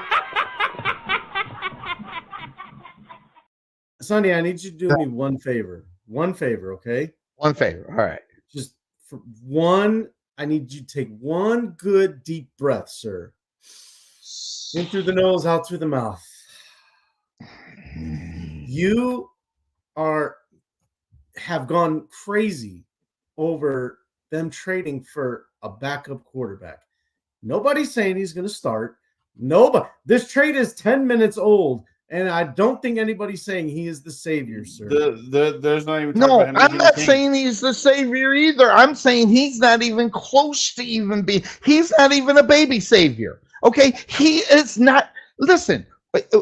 Okay, let me ask you this. Here we go again. If you were going to start ranking quarterbacks, where would Mac Jones rank on that list? Okay, where would he rank on? Okay, and I'll even go to. I'll even stretch this, and I can't believe I'm about. I'd rather have Cam Newton. Swear to God, Jesus. I mean, is there anybody in that friggin' organization that can find talent anywhere? Obviously not. I'm just Sonny, like, oh my God. Sonny. Ay. No one's saying he's going to make the team. All right. No one's even saying he's going to make the team. Listen, if you're bringing in Mac Jones, the former starting quarterback of the Patriots, listen, he's going to make what other options do they got? I mean, they need to go out and get a real one. And I'm saying this is not a real one. The number 3 quarterback, can you give him a run for his money? Say again? Couldn't the number 3 quarterback give him a run for his money? I don't want him on our team. That's what I'm saying. I want people who have been somewhat successful. This guy has been in the league, 6 years now, Cuervo? He hasn't shown me shit. And when if this guy can process, you've lost nothing in the process. Okay, all you lost was the number 6 pick. That's all you've lost. Okay. Yeah. Can I ask you a question? When was the GOAT drafted? When was the GOAT? I'd rather take a chance on a 6th rounder than this guy. Okay, I'm just saying, and I know I'm in the minority, but Mac Jones, you can't convince me that this guy's good enough to be on the NFL football team, especially if you're trying to do what the Jaguars are trying to do. I would agree with that. Go ahead, Papa. You just told us a second ago when we said that they're giving away a number 6 pick, or a number 6 round pick, that you're saying they're giving away a bag of shit basically for this guy. So now you're saying you'd rather take a bag of shit over that guy. I'd rather take the bag of shit. Listen, I know talent. Okay, I know talent. Okay, he doesn't have it. Okay, what this is desperation. Okay, instead of trying to either A, find the right guy that can back him up, or B, go in the draft and find someone young that they can develop. They'd have a better chance of developing a guy that has not been in the NFL, that has improved jack squat at the starting quarterback for 5 freaking years. Okay, how many years do you have to be a bad quarterback to realize that you're no good? Hey, I'm not one to talk because the Cowboys went after Trey Lance last year. I don't know why they got that. So I mean, I'd rather have Trey. I'd rather have Trey Lance. But then again, he never saw the field to play either. So I mean, there's always that too. And there's a good chance that Mac Jones won't see the field either. So all you did was picked up someone to pick up the games if Jacksonville's ahead by 40 points, to go in the fourth quarter and just hand the ball off. That's all you did.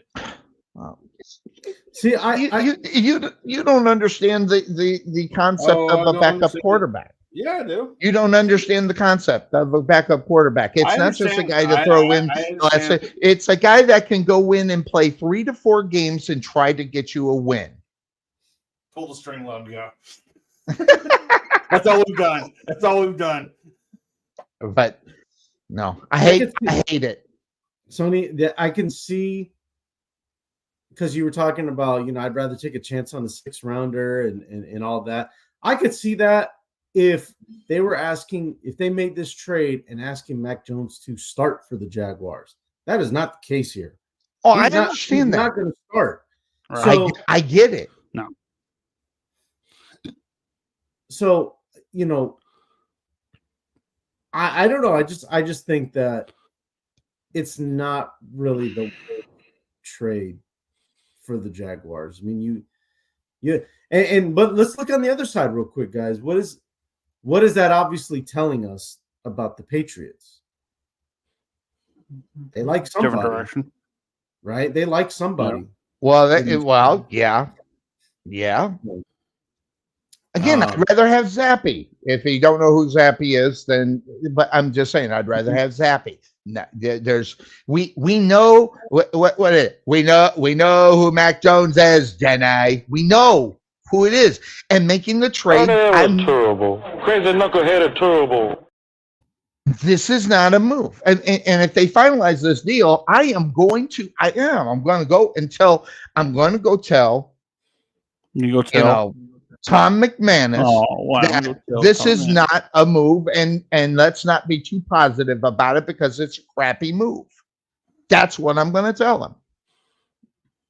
Okay, let me put it this way, Sonny. What if I told you that the Jaguars were not the only team interested in Mac Jones?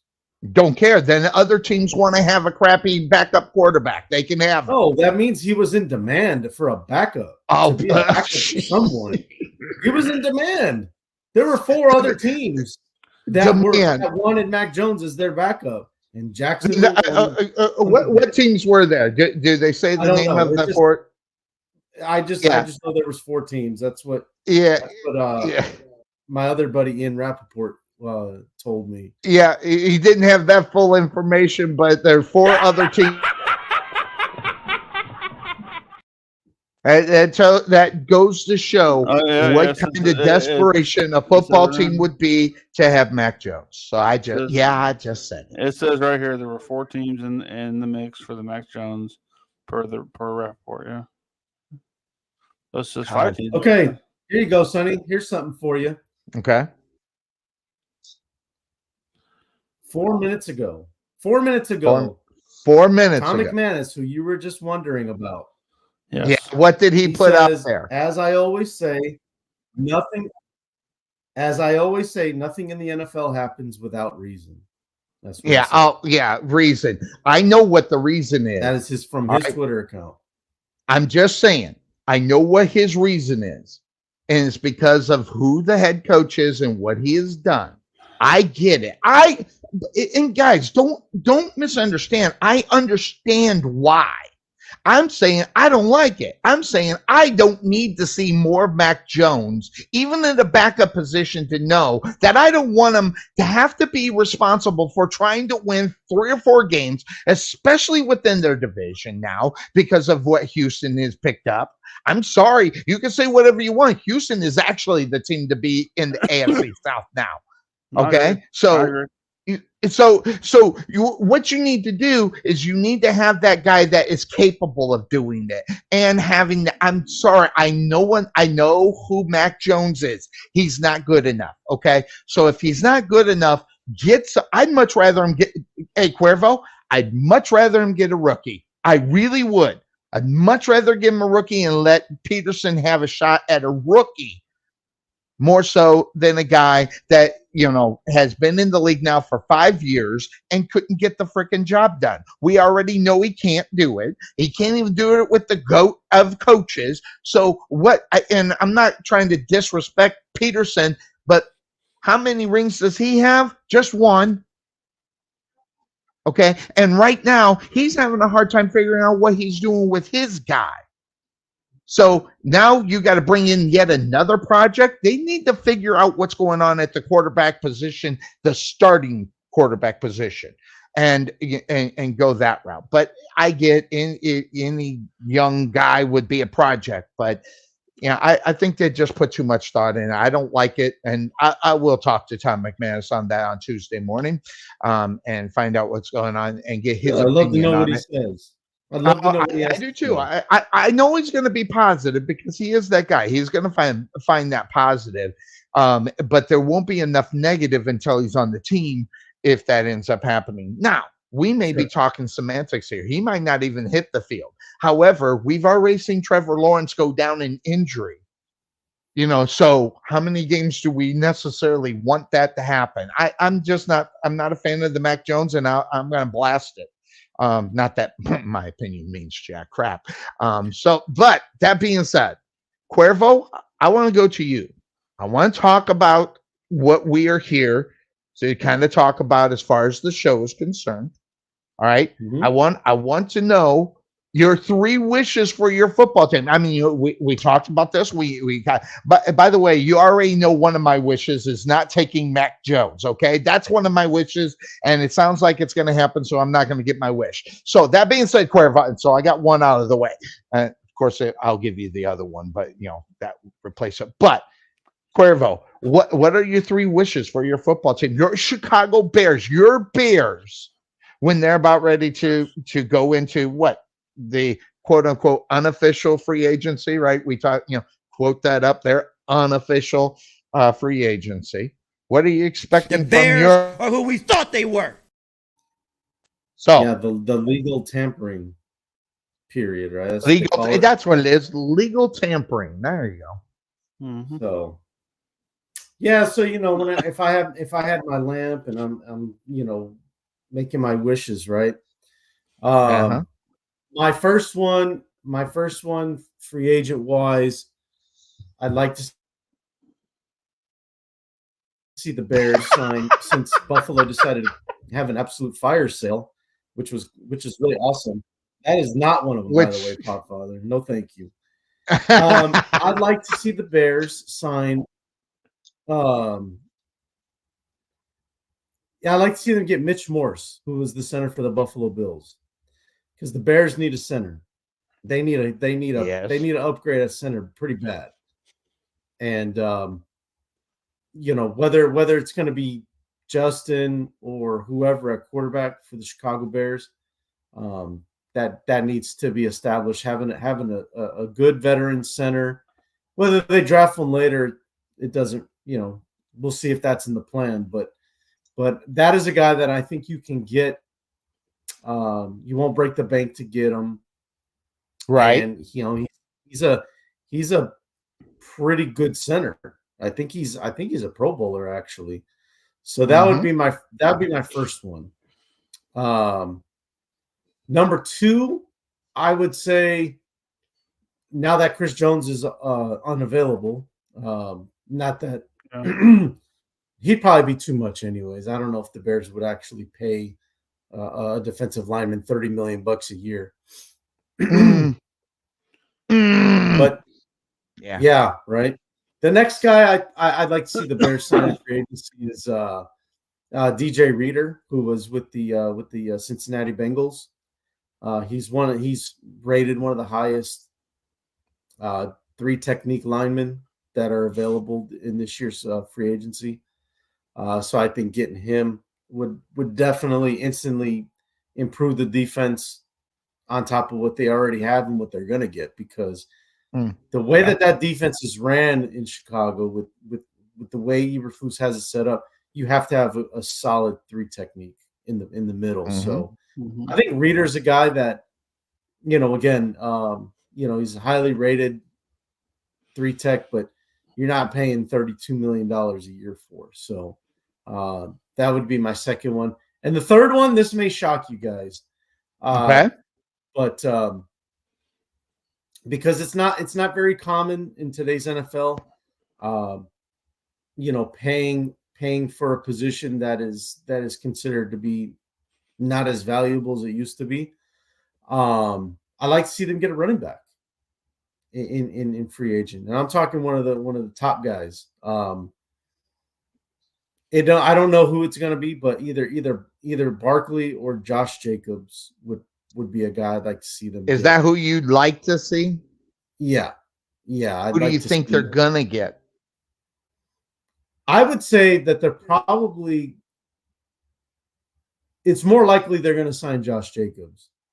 Number one, because he ain't going to cost as much as Saquon Barkley will, and number two, there's already reports that, and this is pretty credible, that Josh Jacobs is also interested in the Chicago Bears.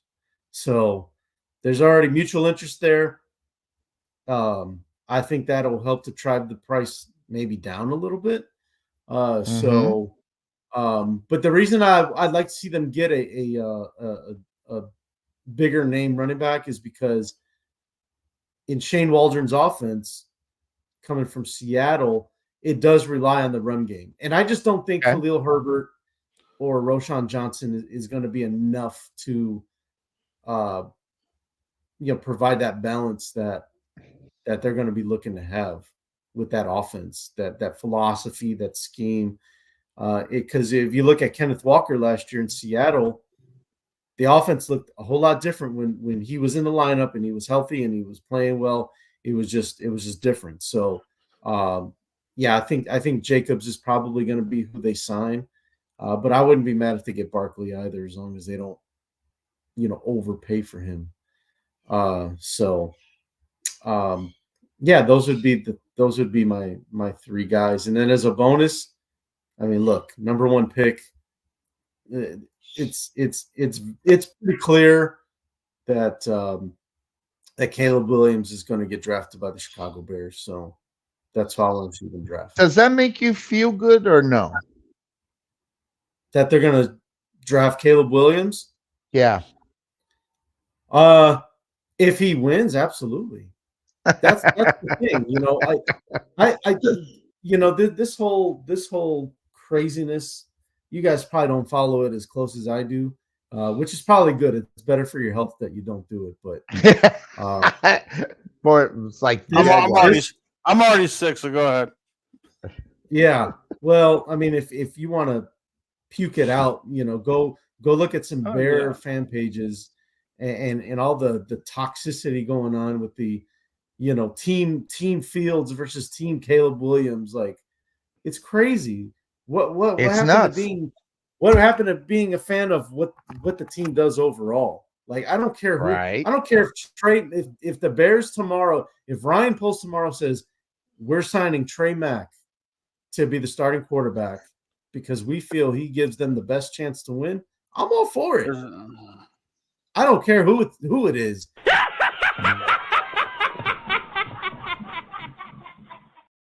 As long as they're going to give them the best shot to win. Listen, yeah. Listen, I'll be on here every Sunday to tell you what a great pick it is while I sit the bench because it was the best pick they ever had. So there you go. Mm-hmm. There you go. There you go. Yep. Yeah.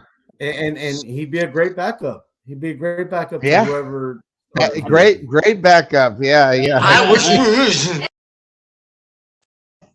I'm good at holding the wonder ball, that's for sure. Yeah, so there you go. But I'm gonna. I love the Bears, closet Bear fan, but they don't necessarily do the right things at the right time. However, yes, Jacob, Superman. I mean, Barkley, all those guys, big time. I'm going to tell you what I think they ought to do. And I'll just throw this out to you to give you an idea. And it's not going to, it probably won't bother the Podfather. I think they should go after Tony Pollard. Couple of reasons. Take him. Yeah, well, see, like I said, first of all, between the 20s, if they got a finisher, okay. Now, granted, they won't have a finisher, but between the 20s, Tony Pollard is a weapon. The fact that the Dallas Cowboys didn't utilize it this past season after they've seen the success of 3 to 4 years ago, I can't help who's calling the plays over there. Okay. Tony Pollard has got some talent. And you want to talk about getting them at a far cheaper rate than what you would Jones, Henry, or Barkley. I think that could be a pretty good fit. And it would fit the Bears' motto, which is we want talent, but we don't want to have to pay through the nose or overpay for a guy. And I think Tony Pollard could fit that bill. So I'm going to ask Cuervo, what do you think about Tony Pollard? Is he even on your radar? Would that trade or pick up, would that upset you? I wouldn't say upset me. I just don't think it'd be a good move because you think they could do better. Yeah. I just think because of his recent health, I just don't think it'd be a good signing. Gotcha. How many games did Pollard miss last year because of the ACL, Father? He missed like 3 or 4 games, I believe. Yeah, I think he missed 3 or 4 games. You're right upon it. I think it's right. And who knows will that show its ugly face again? Could that happen again? Really, he only missed that many games? Redo it, huh? I thought he missed more than that because he tore his ACL in the playoffs.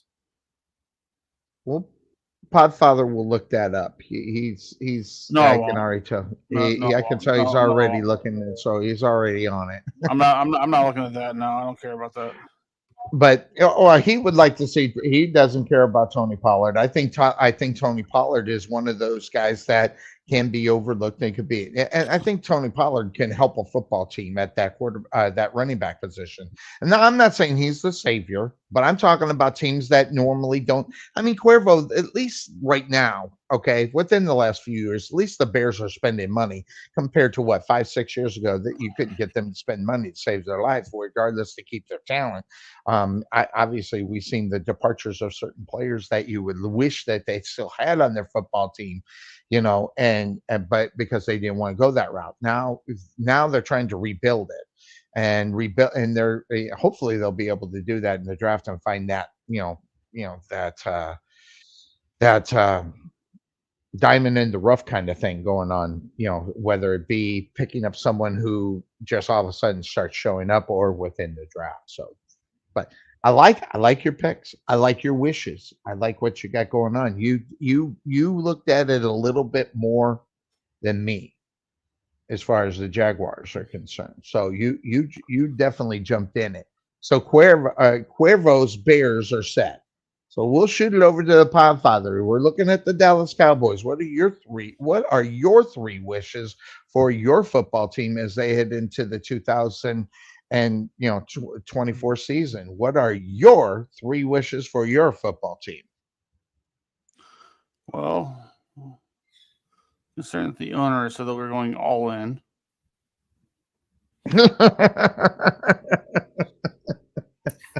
Sure they are. Yeah, right. Mm-hmm. Yeah. We're going all in, folks.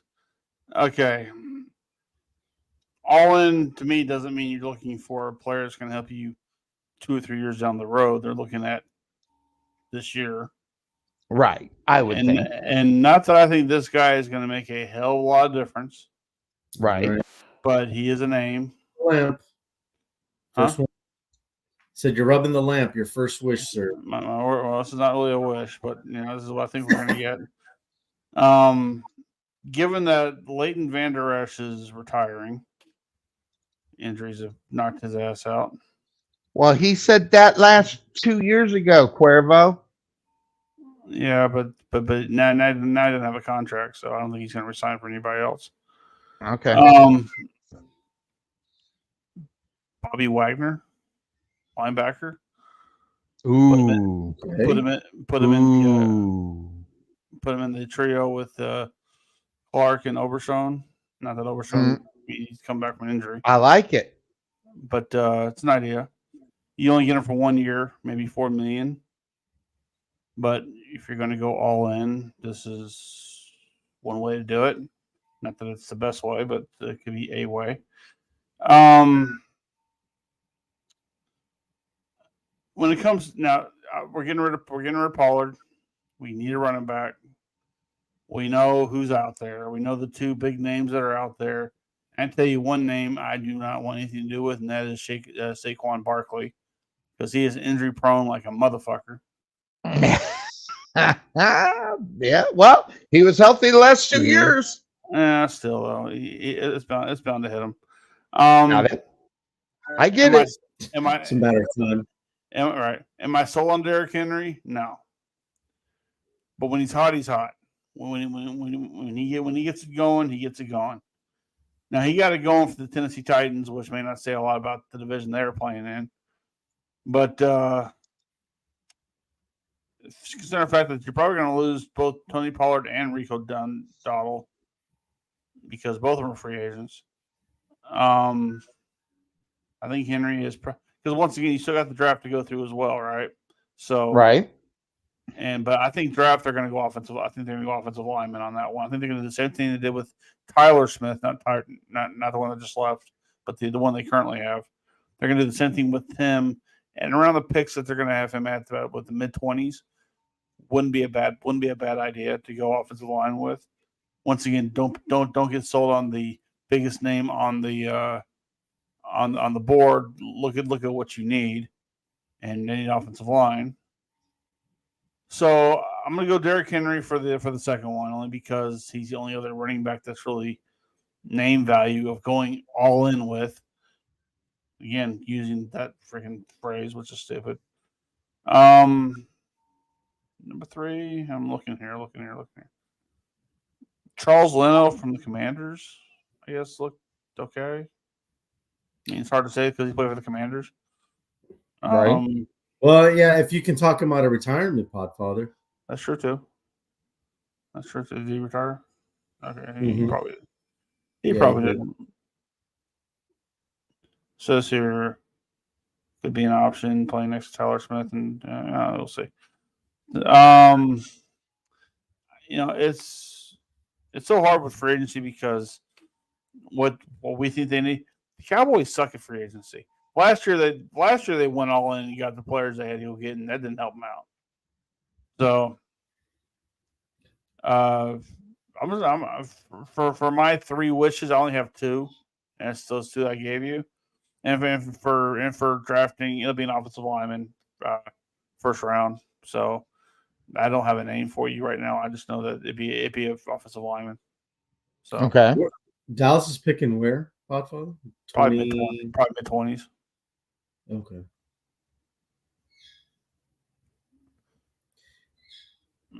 I don't know. I'm trying to think of who's probably going to be available at that point. I know. Let's see what the draft order. A lot of guys are going to get picked in the top. I'm looking right here. See here. Yeah. All right. So the draft order is for the Cowboys. The Dallas 24th pick. Yep, 24. And like I said, I think an offensive lineman will fall into that area around that time frame because I think people are going to be going quarterback for the first few picks, and they're going to go a lot of offense for the first 15 picks, and then defense will probably kick in around some in the top 15, but some mostly in the bottom 15. But that's where Dallas will open up with an offensive lineman there at the 24th pick. My guess, again, could be wrong. I was wrong about him last year, so what the hell? Not too bad. I think the Cowboys have got to improve because of what has happened within the division itself and what may happen. Will the Philadelphia Eagles get any better? I don't know what's going on as far as quarterback coach, what's going on there, but you want to talk about a regurgitation of mediocrity at the quarterback position was the Philadelphia Eagles and Jalen Hurts this past year. Now, compared to the year before, obviously that's the Jalen Hurts that you wanted this year. You didn't come close to getting that. He had an odd hand 2 years ago. He had a very hot hand. but it just kind of cooled off for him last year. Did he cool off, or does he have a problem with the coaching staff, which is what I've been hearing? There seems to be some miscommunication between the coaching staff on what plays to call, when to play them, and most importantly, why. He takes me as a player that's like, when things are going right, we're good. When things are going wrong, let's throw the blame around. I get it. And he kind of comes to me like that. A lot of that because when he first got into the league and he was getting lit up big time, he was there pointing fingers at everybody. Mm-hmm. Saying now last year, same thing. But 2 years ago when they were winning, didn't hear a peep. So, but that's Philadelphia Eagle nonsense. So, well, and depending on what's going to happen with Commanders' new regime and everything, the expectations can't be too high. But what if they do pull a Houston Texans thing, and then all of a sudden becomes something that you got to worry about? So within this division, the NFC East, it's always a toss-up, especially obviously in the offseason, and what's going to happen. What team can end up getting a little bit better, whether it's free agency, draft, or whatever the case may be. So there's a lot of things involved with that. Also, I want to throw this out, and I wanted to get your opinion about Cuervo. The head coaching position, they decided to keep Mike McCarthy. Now, I don't know how much the players love that idea. And we've seen history happen where players as a whole don't like their head coach. They just don't show up for them. What is your actual take up on Mike McCarthy hanging out for another year compared to the personnel that they have out on the football field and how they feel about Mike McCarthy? I think they play for Mike McCarthy. I honestly do. I don't think it's a situation like in Philadelphia where, I'm sorry, I'm just going to keep it real as we like to do on the show. I think the team at the end, they stopped playing for Sirianni. I really do.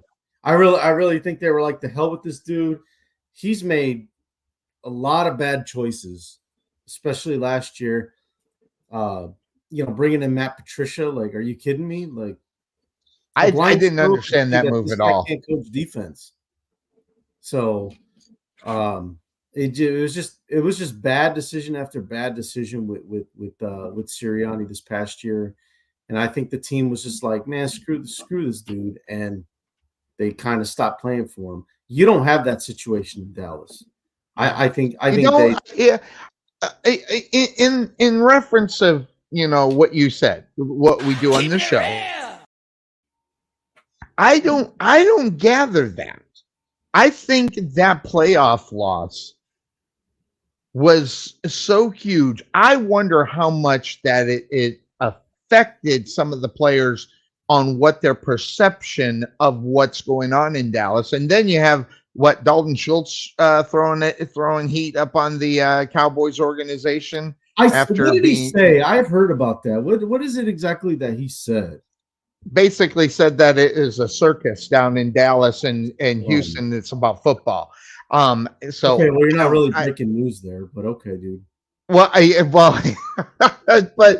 basically, first of all, he's right about that though, because the Dallas Cowboys are the only team that I could think of that allows visitation to people come in and watch them practice, and they charge admission for it, right?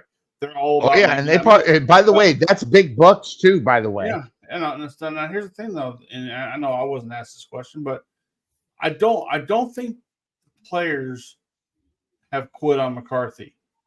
I know the playoff loss what it was, and once they started losing, they had no comeback on that at all. I think the thing, first of all, McCarthy's there for his final year of his contract. Okay, right. So that's all that is. And if he's hit or miss this year, if he hits great, that means he's got to go damn near almost all the way. He's got to go all in. I know. Well, no, not really. But yeah, we did. In order to keep Mike McCarthy in his jobs, he needed to have success in the playoffs. Well, he didn't have that. Okay, that's true. But you know what though? that tells you about Jerry. He ain't ready to make that move. He made the move to get Mike Zimmer as their defensive coach. I don't know whether that's going to help you or not. I have no idea if that's going to help you or not because, I mean, Mike Zimmer's not the same Mike Zimmer he was back in 96.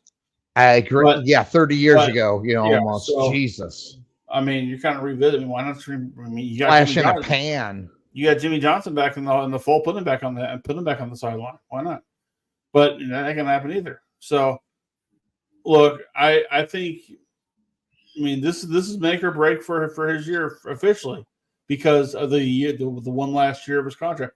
Once again, why not pay McCarthy the final year of his contract as opposed to letting him go and stuff to pay him and then just, be done with that?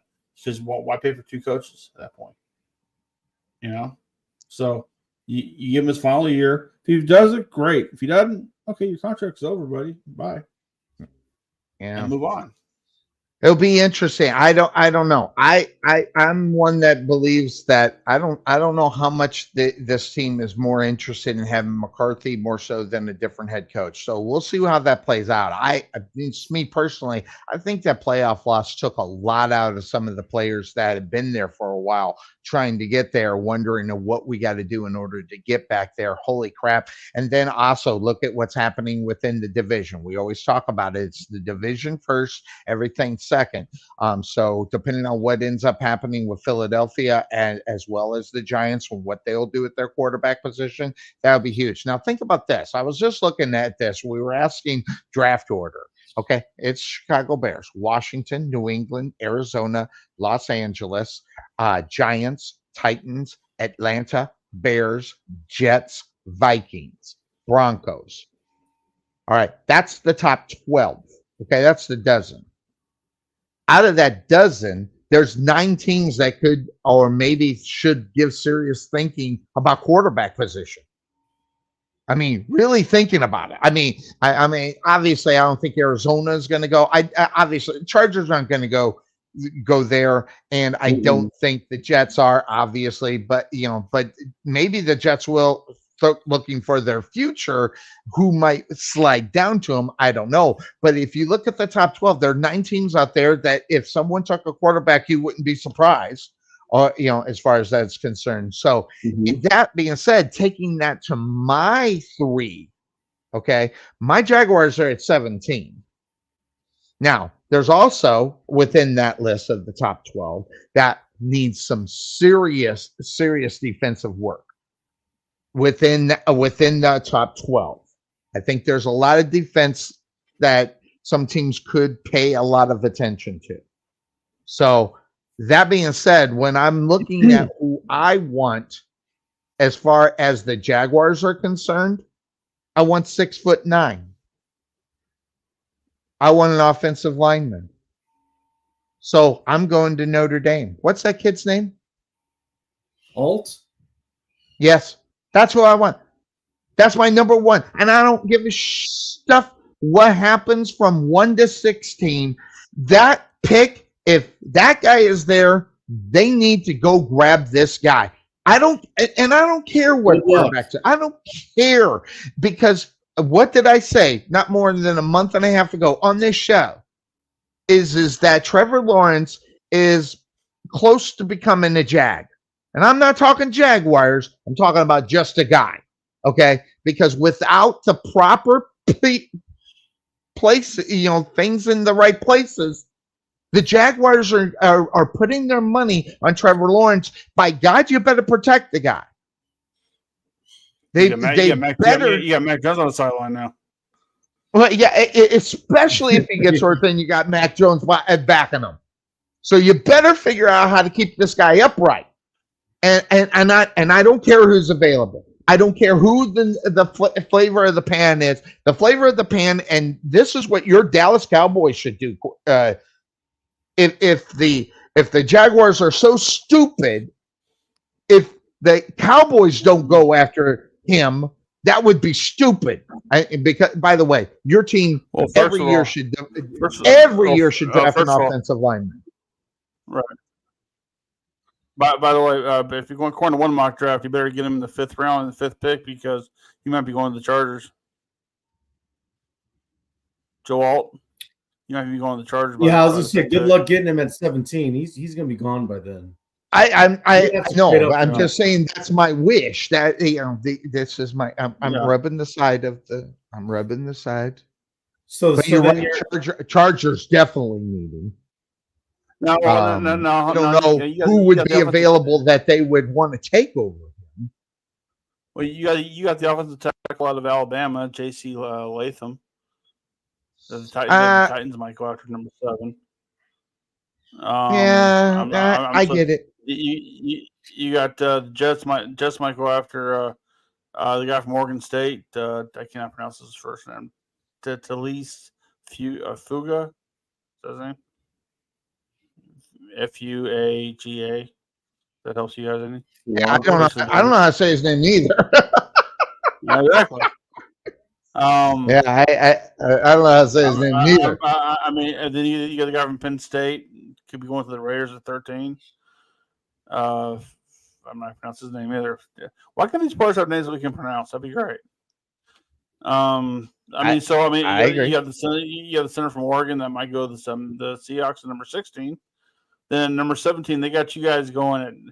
They got you guys picking a cornerback from Clemson, Nate Wiggins. Jesus, I don't want to look at my you just want me to get hurt. You want me to have a heart attack. Because that's exactly that complete opposite of what they need to friggin' do. I'm sorry, they do. They need to protect their quarterback. Number 1, number 2, most important pieces out on the football field for any given football team, including the Jaguars, is quarterback number 1, offensive line number 2, or backup quarterback number 3. Those are the most important. You'll be able if they go ahead. I'm just saying. I'm rubbing on my own. Okay, so that's just what I'm saying. Now, the number 2 thing I want them to do. Okay.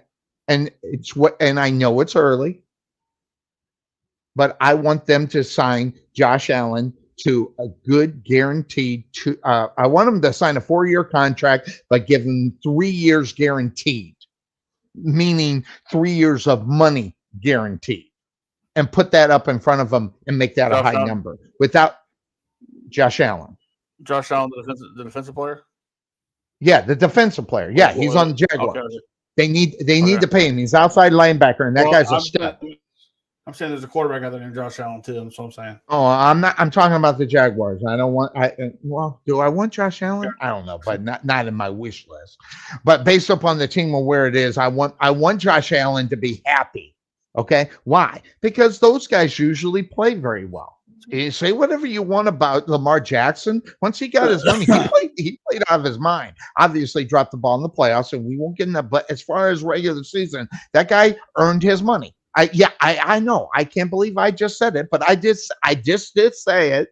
Josh Allen or Lamar Jackson earned his money. He got his money. He's happy. That's what you need to do in reality with the Jaguars. You need to get your superstar and get him under contract and make him happy that he signed the contract, which in reality, in the NFL standards, okay, right, Cuervo? Think about the money in the NFL standards. Give this guy an extra $3.5 million over what is projected. This guy will sign that freaking contract in a heartbeat and give him 3 years of that money guaranteed based upon what you would pay him on a 4-year. That would make him happy. I'm just saying that you need your superstar. And then another thing that they need to do, okay, is they need to either do one of 2 things. Calvin Ridley, they need to figure out how to get this guy involved with the offense, or see what you can get for him. Because last year, you say whatever you want, and who loves Calvin Ridley more than me, Sonny or Cuervo? Sonny loves some Calvin Ridley. Love him. I think he was great. Step up number 2. He is the guy that coined the phrase of step up number 2. He coined the phrase in reality. Isn't he a free agent though? Yes. Say again? Yes. Isn't he a free agent though? Yes. He is a free agent. So I either want them to re-sign him and get him a big part of the offense, because then you got the other guy that they got from Arizona who reset the wide receivers, Christian Kirk. They got Christian Kirk there. No one's going to pay Christian Kirk money, so he's staying there. You need to figure out how to get those two on a 1-2 punch to make them good if you're going to keep Calvin Ridley on that. By the way, are you sure he's a free agent? Yeah. Positive. I did not necessarily know. Which brings me to the question now. Before his free agency, doesn't the team get the first right to sit there and go, do we want to bring him back on the he team? might be maybe that's what it is. He's probably a restricted free agent. That's they something can that would match happen whatever right they're now. getting. Got it. So if Jacksonville wanted him back without him actually hitting the market, like today would be the day to re-sign him. Yeah. But after today, he's free to go anywhere he wants to go. Right. Yeah, he could talk to whoever he wants starting tomorrow. Yeah, starting tomorrow. But I think the Jaguars still have rights up under restricted free agent. We need to find that out. Either way, I don't think whatever they do, is he wide open? He's wide open. Well, then if you're going to sign him, so that being said, if you're going to sign him, you better figure out how he can become part of the offense and it's somebody to worry about and not being a number 3 option. Calvin Ridley could be a number 1 on different teams more than 2 years ago. Now, that bull crap that they pulled up on him on gambling thing was it was the worst decision the NFL ever made. But that's another story for another day. But that's what I want to see. I want to see Calvin Ridley. If you're going to do it, figure out what if you're going to do it. I'm seeing right here, he's, for one thing, the Patriots are really, really considering getting him in. The big one right now is the Commanders getting him in there. So as far as 5 potential landing spots for him right now, bear with me here. Let's see. This is not so accessible. The New England Patriots is one of them. I just said Detroit Lions is one of them. Now the Lions would be the one I would think he would want to sign with out of the teams so far that you mentioned. The Tennessee Titans, Chicago Bears. They're on the list. Would you like Calvin Ridley, Cuervo?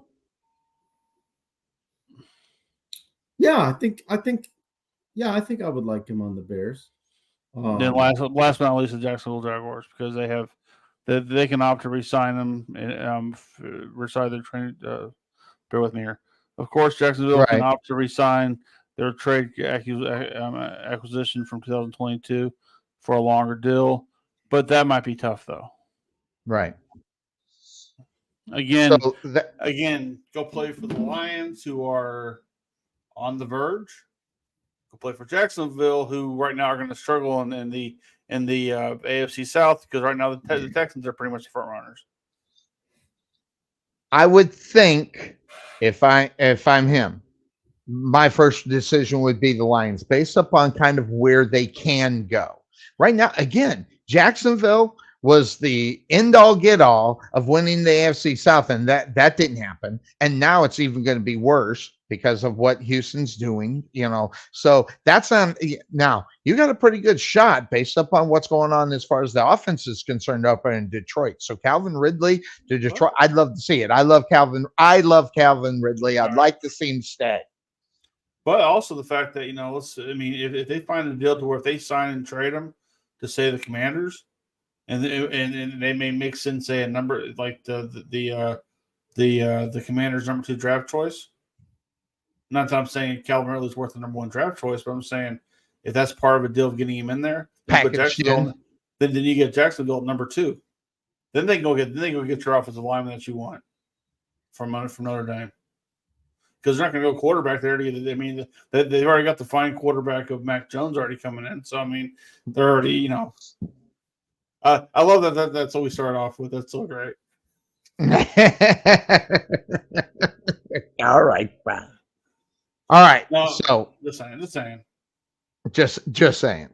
All right. Then the other thing I want to do, and it's just, I know success of football. If you can't get Joe Alt, which is my guy, that's who I want. I want you to go get Tyler Guyton, and I'm going to tell you the reason why.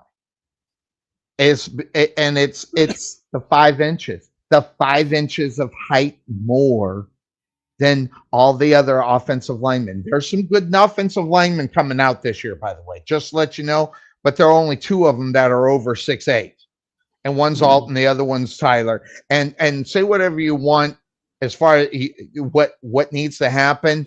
If you read all the scouting reports on Guyton, what he does best, pass protection and passing.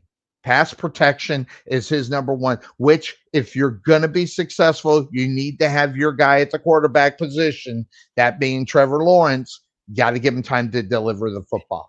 So that's the reason why.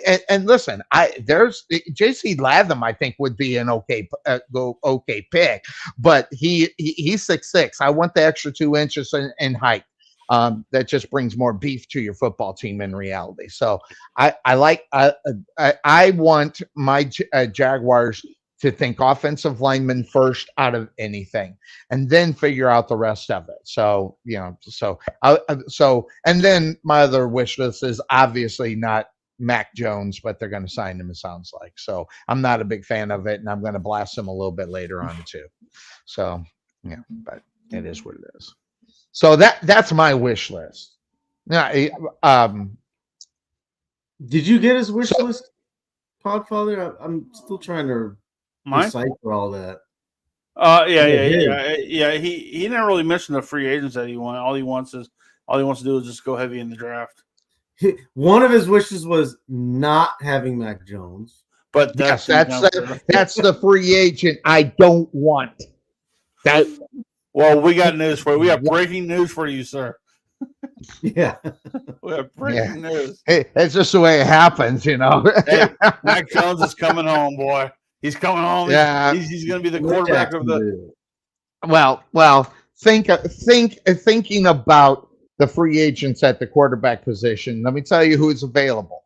All right, and I'm going to tell you the one they're missing out on. This is stupid. Them not going after Ryan Tannehill is it's just stupid. Now, granted, he may require more money. He kind of could be a market guy at the starting quarterback position, but who could push, Trevor Lawrence probably better than anybody than Ryan Tannehill? Well, Kirk Cousins, he's a market value guy too. You're going to pay him $30 million to start, so you can't really do that.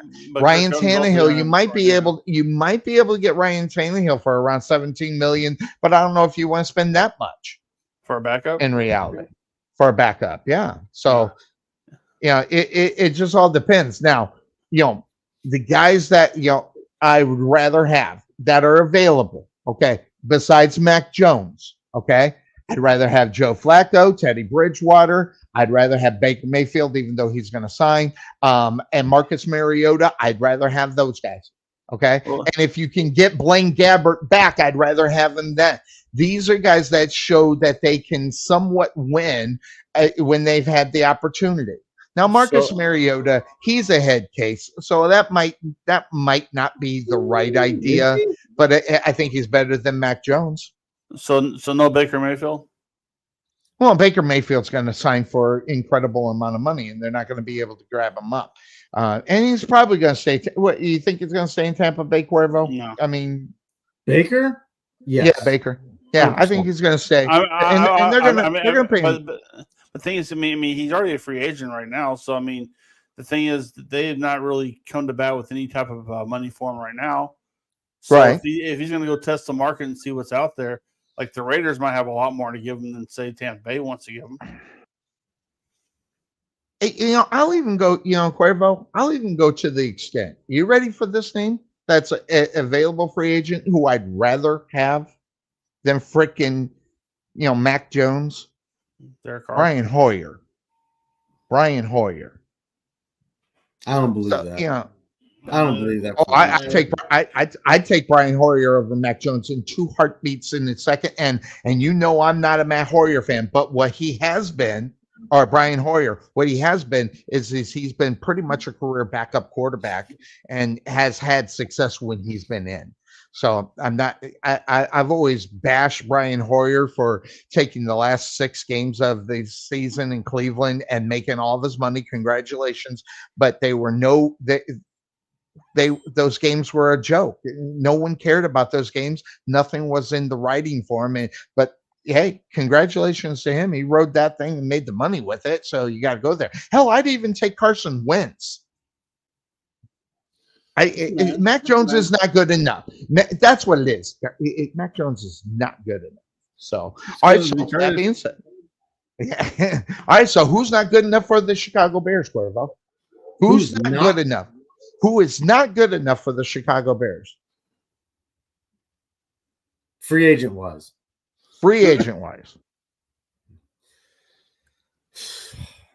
No, I probably should give you time to think about that because there's a lot of guys out there that are flying around.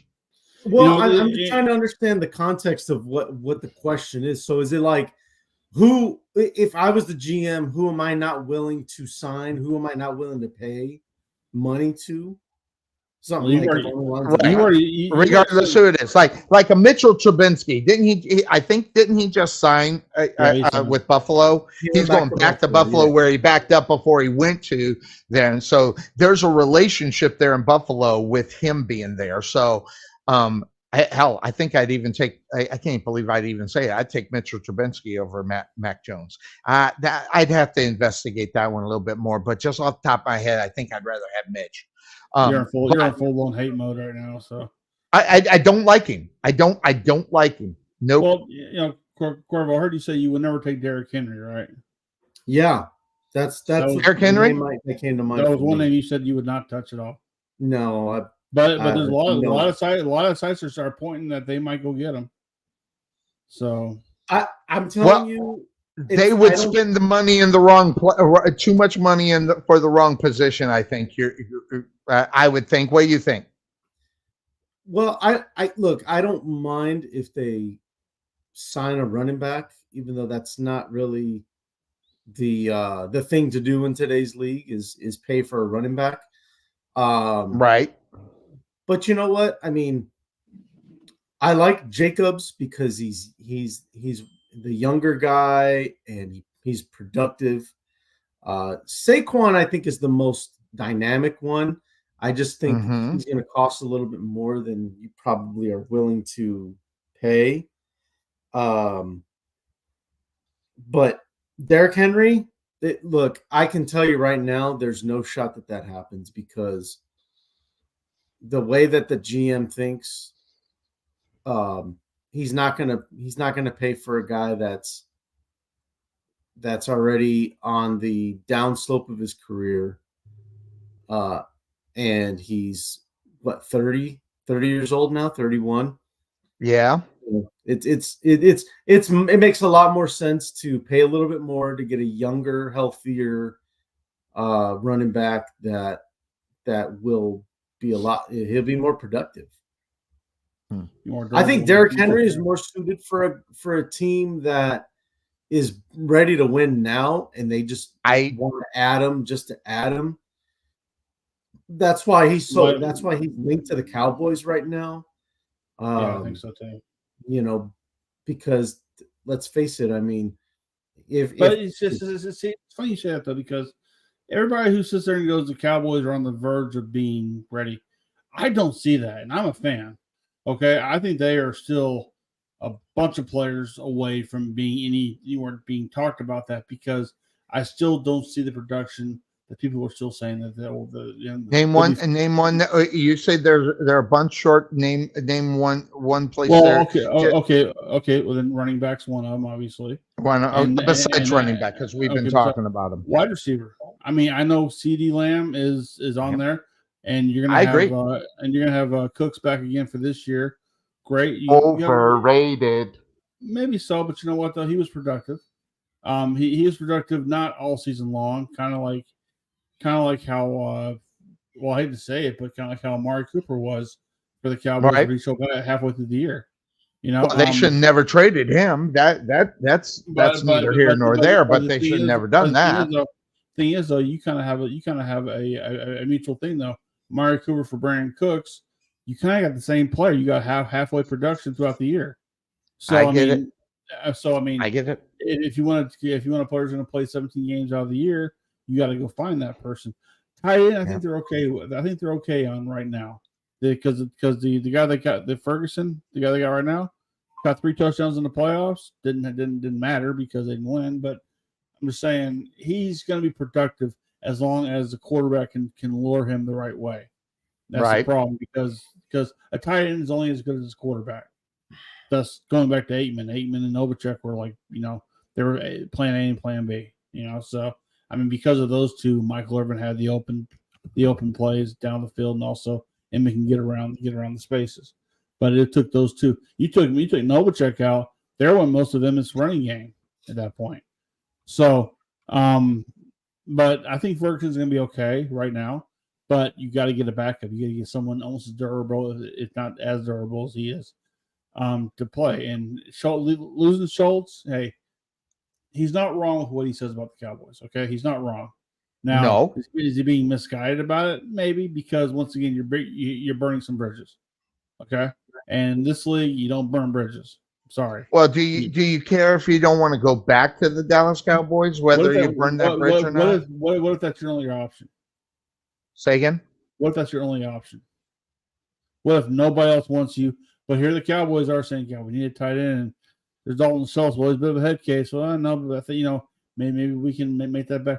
There's a lot that goes into that, right? Players end up with that all the time. Not sure. Cornerback. Popped into my head. By the way, free agent, a guy I would want, Buda Baker. By the way, I forgot. Buda Baker is going to cost the Arizona Cardinals like $20 million on a cap hit. And I think you could get Buda Baker. So he's a safety. And hey, Jaguars need a safety. I would love Buda. Now, granted, I don't know about the money and how all that would work, but I that would be I'll rub the lamp on that one. I would love to see a Buda Baker in the Jacksonville. Especially seeing how the Arizona Cardinals not pop 20 million. Sorry, if I don't remember and say it, I'll forget it again. Go ahead, Derek, Trey. Well, with the Cowboys losing says Gilmore, they're going to need to do something with cornerback because he shut down the field halfway through the year last year. Yes, he did. For the most part. Now he got lit up a few times, but look out that window. They all do that. I like that signing, by the way, when they picked him up, and also the wide receiver you were just talking the same. Those were 2 good pickups in the offseason for the Dallas Cowboys. So, but again, we're going to this year now. You don't have Gilmore right now, and based on if they don't re-sign him at all tomorrow or not, I think he's going. I think he's going to the Browns or something. I think he's going to AFC. Look, there's a lot of places I see the Dallas needs stuff with, because once again, we're injuries away from having to regroup everything. Look at the guy from the Cowboys, the other cornerback that we lost halfway through the year that we paid a lot of money. Trayvon. Yeah, Trayvon. Diggs. So he lost him. We made up for him with Bland. He was serviceable. He did enough to become an All-Pro or whatever. But that's luck. That is lucky. Plus again, it's also having. It's kind of like the Deion Sanders effect. Deion Sanders made Larry Brown a hell of a cornerback. You take Deion Sanders away from Larry Brown. Larry Brown's a spare. Okay, so you take Stephon, if you take Gilmore away from Bland, what is he? Is he just another cornerback that's going to get lit up? Because he got lit up quite a few times during the season. Right. Yeah. He had a lot of hits, but he had a lot of misses too. We don't talk about the misses because the Cowboys just outscored their opponents. But until the playoffs, where it didn't matter because whatever Green Bay was going to. By the way, not one of us here is talking about Green Bay. We know why with Cuervo not talking about them, right? But are you a little worried about what Green Bay's got to offer next year, considering what they did this past year? Yeah, and I'm not afraid to admit that. I'm like, here we go again. Like they figured it out again. Again, you thought you had your break, right? You're going, okay. They don't have Favre. They don't have Rodgers. It's our time, and we're going to do this. And now they got love. You gave us this big and passionate speech at the beginning of the season last year, which I fucking love more than anything else in the world. And now here they are going to the friggin' playoffs, and you're going, motherfucker. Yeah, that's basically how it went. But so great. I had a thought for you, Trey, and I want to say it out loud before I forget it, because you were talking about tight end, right? Here's an idea for you: drafting Ladd McConkey out of Georgia. He was Brock Bowers' backup. Okay. That just all depends on who the tight is in Arkansas, because Jerry Jones has a love affair with Arkansas. So, but yes, and going to Georgia, that would be a. But I'm just joking. Anyway, I don't. I can't win. Look, we had Felix Jones. Okay, so trust me, I know about the Arkansas connection. But there you go. Look. It's a name. I don't think they won't go number one with them. If they can find a serviceable tight end in the third or fourth round and do something with them. Once again, this is going to go back to height. That whole 6'9" thing you talked about, Sonny, about the offensive line. Yes. My question is, can Trevor Lawrence over a guy who's 6'9"? I don't know. I have no idea. But at tight end, you got to make sure he's got rock solid hands. Can definitely catch the ball and take a hit. You got to find that kind of player. Mm-hmm. And again, a guy who can get you 5 yards down the field, not just 3. Because a lot of tight ends, they cut their lead off at 3 yards just to catch the ball to hope to fall for 2. Right. So you got to get a guy who can get the ball in 5 yards and fall down for another 2 and get 7 yards on the carry. So, it's a matter of inches, really. It really is. And if that tight end's out there in the second, third, fourth round, at the fourth round, at that point, that guy's going to see the field. But it'd be an idea. Tight end would be a good idea. Again, they lost Schultz 2 years ago or a year ago. So we've had a year to go without him. They need someone to back up Ferguson right now. Or someone. I agree. I agree. As or if you run a 2 tight end set, then there you go. You have the other guy there. Otherwise, you bring back a fullback, which that hasn't happened in Dallas since who. So since Moose was there. So and until they do that, and having the three wide receiver sets that they got currently, that's not really work. I know they run a West Coast offense pretty much, but that doesn't quite work these days because. Okay, you got C. Lamb on one side, you got Cooks on the other. You got, I guess Gallup was your third guy who couldn't catch a cold this past year. So unless you get another receiver who's got a Calvin Ridley be great, but not that he's going to be available. But you get a guy on the other side that can definitely lie up the field. That'd be great. But until then, get a second tight end that's going to be able to have a sure-handed, a third option or fourth option for the quarterback, especially because. That's going to be run around the field quite a bit with no offensive line right now. Because without Tyron Smith, you're kind of fucked. So, unless they do something big in the draft with the offensive line, again, there's so many different holes in this team's got right now. To say that they're on the verge, not even close. And I say that as a fan. So, I can be honest and say, okay, well, until you cover this, and that, you're not a player away. You are at least half an offensive line away from being where you want to be. So that's gotcha. My 2 cents. Well, interestingly enough, we're gonna find out 3 wishes from guys in the green room. I'm so happy to see this man. Dig it, sucker.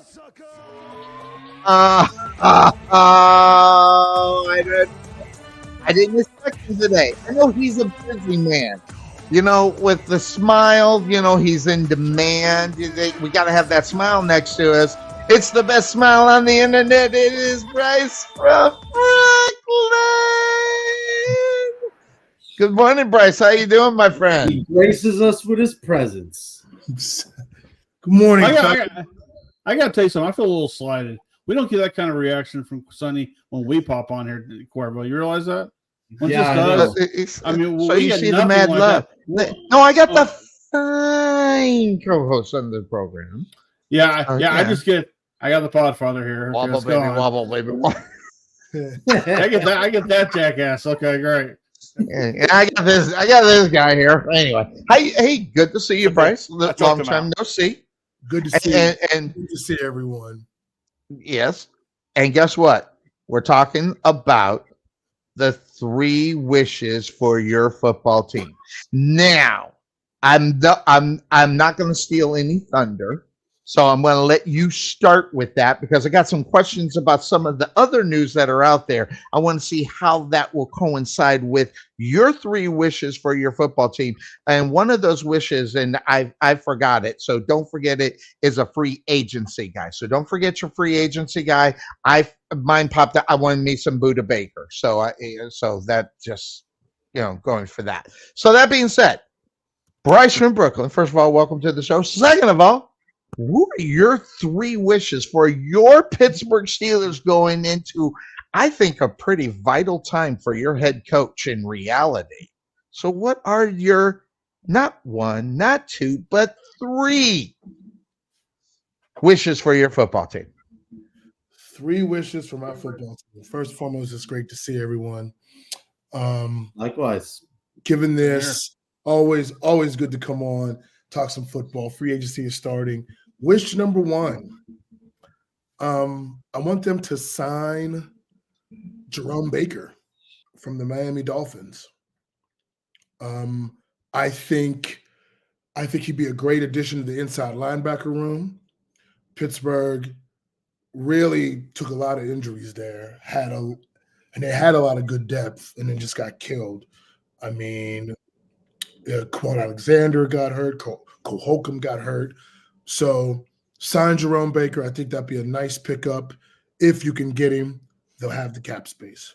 Number 2, when you look at all of the quarterback situations, go ahead, make the move, see if you can do it for 2 years. Sign Russell Wilson. Go ahead and do that. I think financially it makes sense. It does not strap you in any way to continue to build the team. Mm-hmm. And I think it helps you reset the quarterback room and doesn't prevent you from still drafting a quarterback. I still feel, if you feel, Russ, because of his age, if you bring in Russ, he starts, which you're saying you don't think Pickett's long-term, keep drafting a guy that you like until you get him. And you get to build the team and get a guy on rookie contracts. So you save up salary cap space, but go ahead and make that signing, get that done. Hopefully he wants to come.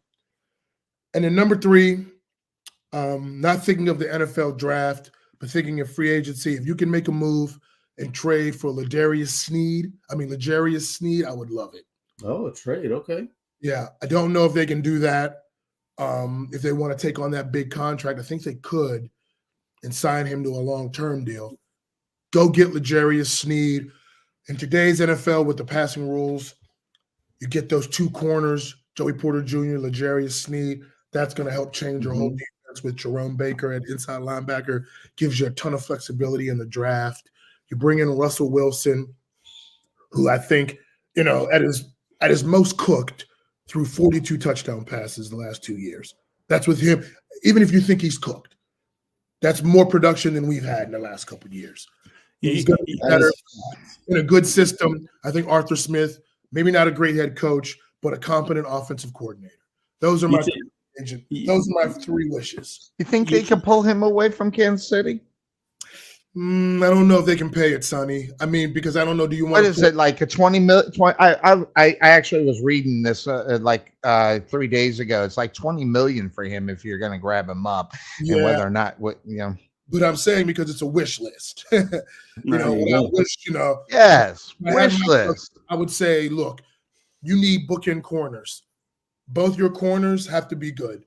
So give me those 2 guys for the next 5, 6, 7, 8 years. And Pittsburgh's defense is going to be sound and be carried into the next iteration if TJ Watt in a few years starts to, because he's getting older. 2 young corners, then you can really build that front 7 back up because the back end is going to be good with Minkah Fitzpatrick. Would you go after Gilmore? No. Only as a stopgap. Yeah, he's He's a little older. I mean, if they were to get him, it's not like I'd be mad at it, but I wouldn't make that a priority. They need to find a long-term running mate for Joey Porter Jr. I agree. Yep, you got to get him. You got to have a good cohesiveness on that side of the ball. And you're right. I think you need to develop that, and it's been lacking in reality. So yeah, I mean, I like Joey. Yeah. I think Joey had a good first year. Now I need to see it multiple years. Let's just say you get L'Jarius Sneed. Joey actually becomes your number 2 corner. Joey as your number 1 looked like he could be a star. Joey as your number 2, that is best case scenario. Like that's Oh, Bryce, did you hear our breaking news earlier today? No, I did not. The New England Patriots have traded Mac Jones to the Jacksonville Jaguars. All right. That being said, before we get with the Misfits here, what's your opinion on that? Before the Misfits jump in, what's your being a Misfit? I did see that. The only thing I can think of is how much Podfather, you, Cuervo, and Obi are going to have to hear Sonny Clark talk about starting Mac Jones week in and week out, because he doesn't feel Trevor Lawrence can get it done. That's my thought. That's what I think we're going to have to be subjected to, that nonsense week after week. As soon as Trevor throws an interception, Sonny Clark is going to be going crazy on his show about how they need to put Mac Jones in. Book it. Well, guess what? Yeah, and you know what? And just in case you didn't know, that may be the case. But going to amount to jack squat. Today, right now, we had to strap in earlier. He went nuts after the dude. He wouldn't shut up about it. The news broke. He didn't like it. Oh no, I was wrong. Not one bit. Not one bit. Oh no, he was like, why? They could have done a lot more for a bag of shit than they could have gotten Mac Jones for. I'd rather have some ruffles. That's right. I'd rather have some ruffles. Okay. Yeah, I was wrong. Let me put it in perspective for you, Bryce. Sonny Clark said he would rather have Brian Hoyer as the backup than Mac that's how bad this move is. Or better yet, he'd rather get Teddy Bridgewater out of retirement. Yes. Quarterback. You know what? Okay, if you reframe it, if Mac Jones truly, if all he ever is a backup, okay, you needed a backup quarterback at that position. You were definitely thin. It doesn't stop you from adding more to the room. It's a 6th or 7th round pick. So it's not like it's the end of the world to add Mac Jones if all he's going to be for you is a backup. So, I mean, it's not – he doesn't inspire anything, but it's not that – But according to Sonny, the backup quarterback is like – Yes, more breaking news here, gentlemen. Go ahead. So, Fletcher Cox has just announced that he is retiring from the NFL. Whoa. Who? That is – wow. Fletcher Cox in Philadelphia. Yeah, he is retiring. That's interesting. That is interesting. He had a great career. He did. I'm surprised at that. I'm surprised at that. His name was mentioned, and a lot of people were saying, "Well, he's Fletcher freaking Cox." So I mean, he's the guy you want to go get no matter what. But once again, this goes down to: does he want to deal with a new team, the grind, all the things? He's 30 plus years old already. So does he want me? He might have a career somewhere else. So who knows? Anyway, no, just for Mac Jones, I can think I'd rather have Tyrod Taylor, for God's sake. I'm just saying, Marcus, backup. It's just we're talking backups. He's proven he can't play. I'm sorry. After 5 years underneath the goat of coaches, you can't win football. I'm sorry. That's enough. I've seen enough to know he's a scrub. The GOAT did not develop and set that guy up for success. We have to admit that. That's true. Very true. Sonny, are you gonna sit on your show with a straight face and say the Patriots set him up for success, Sonny? Well, I can't. I'll agree with you to a certain extent. Okay, a certain extent. And what I will say is, I do agree with that.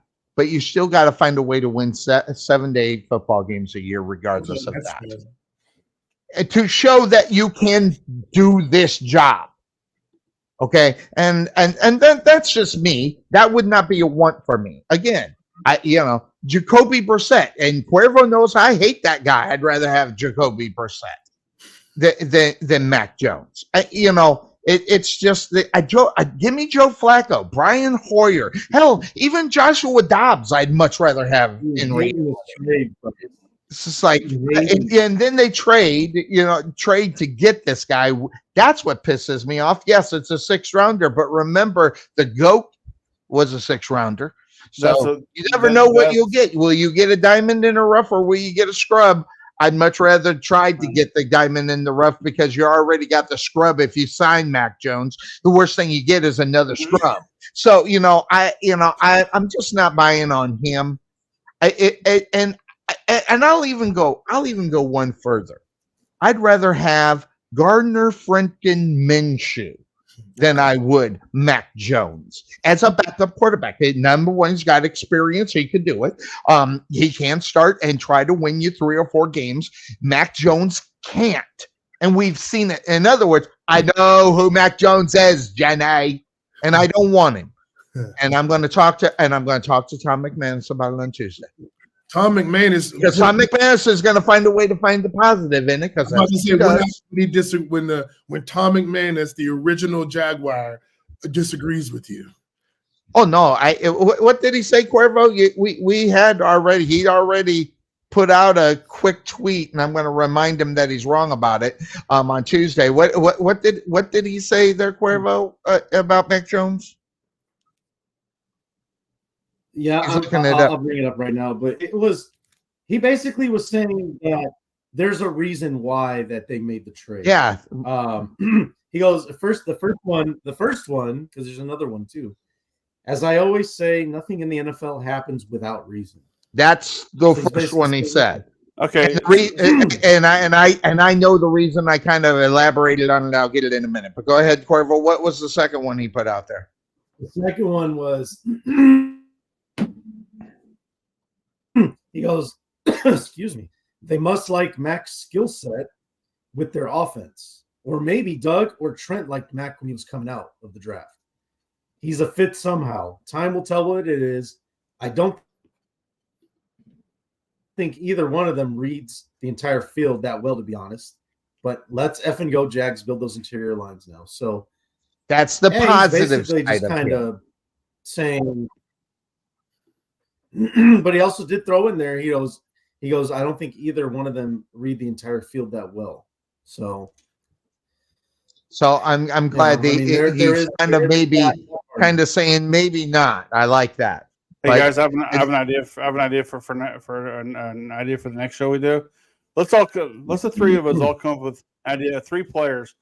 Would Sonny rather take Mac Jones, or these are the 3 players that we come up with? I told you many that I would do. Yeah, I told you many. But there's other ones that we like Trevor Siemian. Ooh, that's a good one. That is a good one. Mason Rudolph. Wow. Ooh, that's a good one too. I think I'd rather. So far, I think I'd rather have Siemian. Okay, all right. I don't want him. I'll take Big Bird. Okay, I'll take fucking Big Bird. Okay, I don't want this guy on our football team. He's not good enough. And that's what I was asking Cuervo. Who's not good enough to be on your team? On the Jaguars, it's Mac frickin' Jones. Okay, and I know what they're doing. Hey, Bryce, I know what they're doing with it. They figure Peterson is the quarterback. You know what do they call him? Whisper. Yeah, whisper. He's a quarterback whisperer, So, and I get what they're gonna try to do. I just don't want them to do it. I don't want them to waste their time on that. I'd rather have a different talent. I'd rather have a rookie grab the 5th or 6th quarterback in the freaking draft before you put it in here. You already know who Mac Jones is. Mac Jones is not good enough. We need to find out if someone else can be good enough. They still can do that, Sonny. They still can draft a guy. I know, but I don't even want them to waste their time trying to figure this guy out. Okay, he could be the emergency quarterback sitting on the curb on the outside of the frickin' stadium. Then, Whoever we that's need, where he could be. We need to see that. Sonny needs to cut up that strap-in moment and then send it out on Facebook. Tyler Huntley. I'd rather have freaking Tyler Huntley. For God's sake, you missed part 1. Man, it's just stupid ass moves like that the fucking Jaguars do every single goddamn year. If it's not drafting or trading for Christian Kirk, resetting the freaking wide receiver money, we get this bullshit. And yes, it's bullshit. I'm sick of it. Get some real freaking players on your goddamn football team so you can maybe beat the Houston freaking Texans and win the AFC South. Okay, Sonny. I'm the general manager of the Dallas Cowboys. You're the general manager of the Jaguars. I'm going to trade you Trey Lance for Mac Jones. Do it, Trey Lance. You want do Trey it. Lance? We don't know what really Trey Lance can do. I mean, how many games has he played? 2, maybe 3. I have no idea. Mac Jones has had 5 years of his 5 years of just nothing. Just nothing. Yes, 5 years. 5 years? Oh. He sucks. Okay, he sucks. 4 years, I think he's been there. 4 years, 5 years, same thing. I mean, they have. What's the difference? 4 years, 5 years, he sucks. But once again, what if a change of scenery does him good? Well, what if a change of coaching staff does him good? What if the fact that he's not dealing with what he had with Nick Saban and now what he had with Bill Belichick? Now he's dealing with that with the current coach of the Jaguars. What if that helps his progression as a quarterback? I don't want to know his progression. We already know who he is.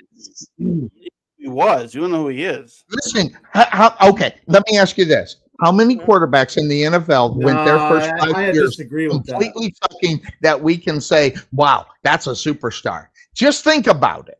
How many quarterbacks who sucked as bad as Mac Jones did for the first 4 or 5 years, whatever it is, it's 5, I think, because he's in his 5th-year contract. Okay, how many have come back to be a great quarterback?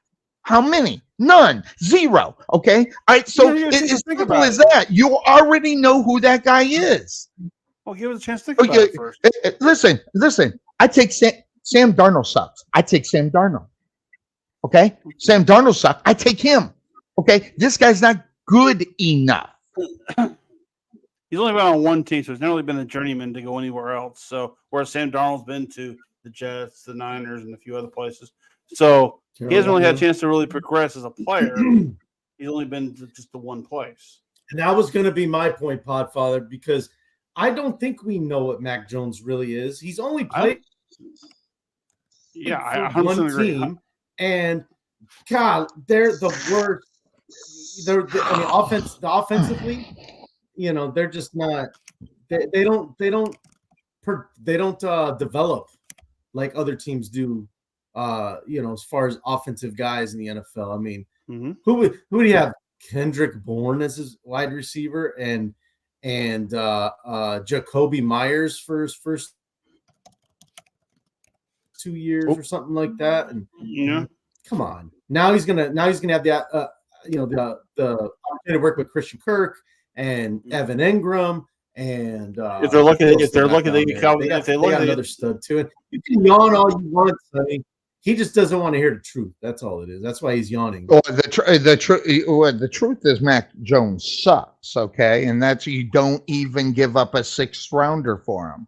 Again, Gardner mentioned Mitchell Trubisky, for God's sake, as bad as that motherfucker. Jacoby Brissett, Marcus Mariota. I'd even take Drew Lock, okay, over this. He's not good enough. He's just not.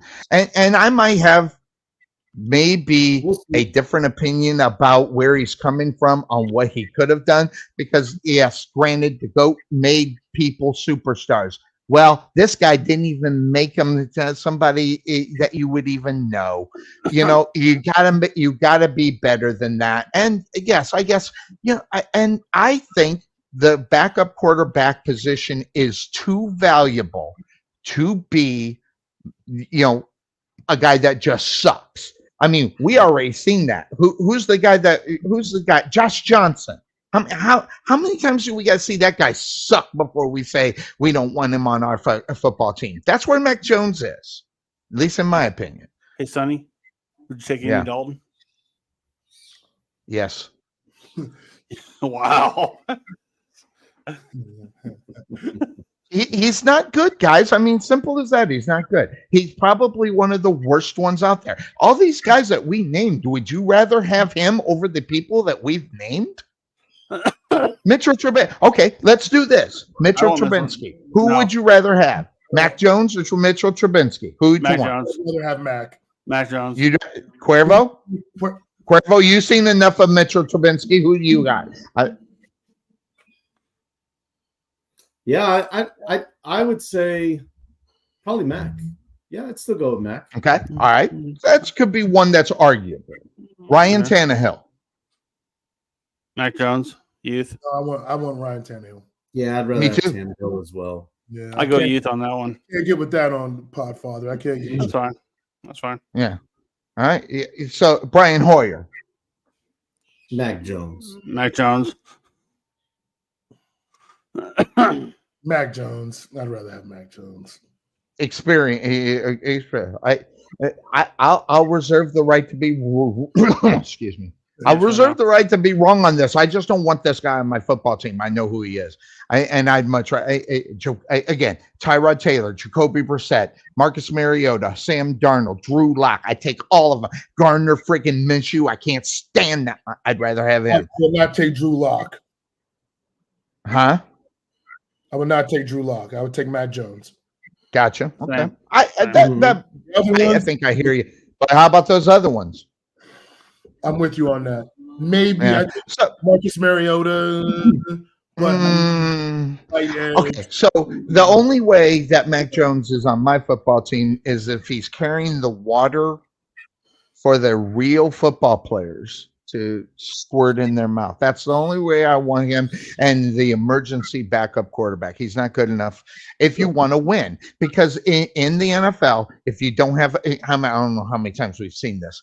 In the NFL, if you don't have a quality backup, you lose your guy. You just have 3 to 4 games that you've got to figure it out. That could cost you a playoff spot or your season. You got to have someone that can go in there and do the damn job. And so I prefer somebody else. So, but yeah. So getting to the top of the hour, we've talked a lot, had a lot of fun. God, it's 21 days. 21 days since we've been on air. I mean, oh my God. Yeah. Got our vacations in. Cuervo living it up in Hawaii. By the way, loved all the pictures. And the seal I thought was dead. Oh my God, I felt so bad. So he was just sunbathing. Yeah, he's just working on his tan. That's all he was doing. Yeah. Did you see him move though? No. You didn't see him move. Laying there, just working on his tan. Like very little. Very little. He wasn't dead. Well, that is good. Now, just really quick, some of the things just get in the last 10 minutes. Okay, all right. So Jones being signed, Kansas City, big stuff there for Kansas City, bringing Jones back. Good move, bad move. I don't know what the numbers are, so that's something up on that. What do you think about Mr. Jones making it back in Kansas City? Anybody? Yeah, I just think that's. I understand how good he is, and I understand how important he is to the Kansas City Chiefs. That is a lot of money to pay that dude. It is, but if they can afford it, good for them. Oh, he got paid all right. Oh yeah, he got paid. He is the number 2 paid defensive player in the league now, behind Nick Bosa. Wow. I'll there just you say go. that. Broncos agreed to send Gerard Judy to the Cleveland Browns exchange for a 5th and 6th round. I think they stole him. You want to talk highway robbery right there? Gerard, give them up 5 and 6. I'm all for that. What's your take? I liked that's a good move by the Browns. That's a lot of money for the Chiefs to pay a guy. He is 29 years old, Chris Jones. So, 5-year contract. I hope he continues to play. We'll see what happens as you get older. Is he Cam Hayward, who was able to play longer, and still be good, or is he going to start to peter out? We'll see.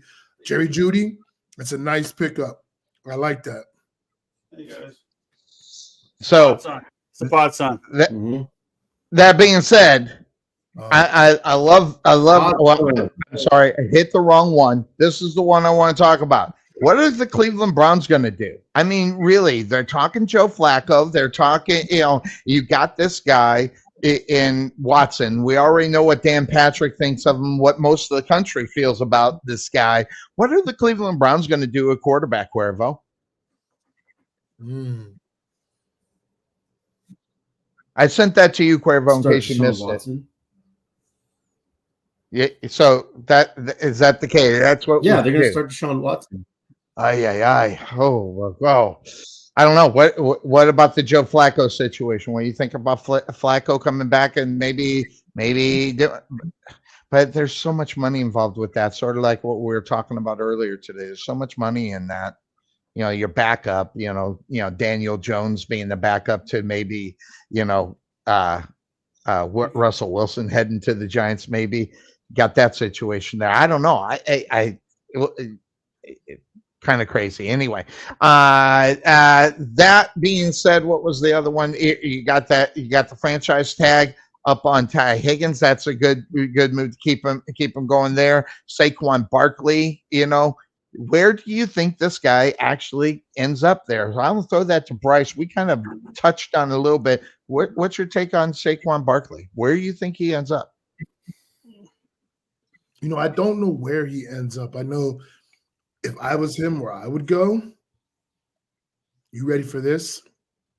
Yeah. Kansas City Chiefs. Oh.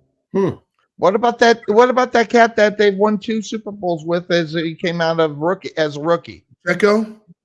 Yeah. He could be the backup. Oh, backup. Oh, okay. So how much are you going to pay the backup then? That's the thing. I don't know. Look, if we're just talking about my thoughts on where he should go. Gotcha. I don't know. I mean, it really all depends on how much he's asking for, which I don't know what the asking price is. I mean, I think a team, the Bengals, just Joe Mixon. So I don't know, what's up with Saquon Barkley. If they would make that move, I think that could be interesting. That would be interesting. Yeah, I think the Bills could be interesting. I said the Texans. Yeah, Texans. Wow. Yeah, the Texans. Cowboys could be interesting. No, don't want him. He is hurt too much. He's worried about the injury prone, but he's been somewhat healthy for the last 2 years. So, but I understand it. One play, boom. Yep. Now, what do you think about this one, Marvin Harrison? I mean, scheduled to speak at the NFL Combine. That's today, but obviously never showed up. And then you got the other guy that's making a lot of noise, Caleb Williams. We got 2 guys that are trying to buck the quote unquote NFL system, saying no, we're going to do this my way. Good, bad, or indifferent. I guess that's what I'm going to find out with Cuervo. What's your take up on the new regime that's coming in? The new players saying, well, I'm not going to do this, even though this is what we do in the NFL, bucking the system. What's your take on it? I'm looking forward to hearing what Cuervo and guys have to think about this. What about the fact that he was going to talk and didn't talk? Didn't throw either. Well, no. Now in that case, it's Caleb Williams. But the new regime coming in, like the Williams, and just throwing, a monkey wrench in how the NFL does things, whether it's combine, whether it's throwing, showing your talent, doing the things they do in the combine, guys not coming or showing, saying, forget this, I'm not going to do it. What's your honest take on that? Is that good, bad, or indifferent?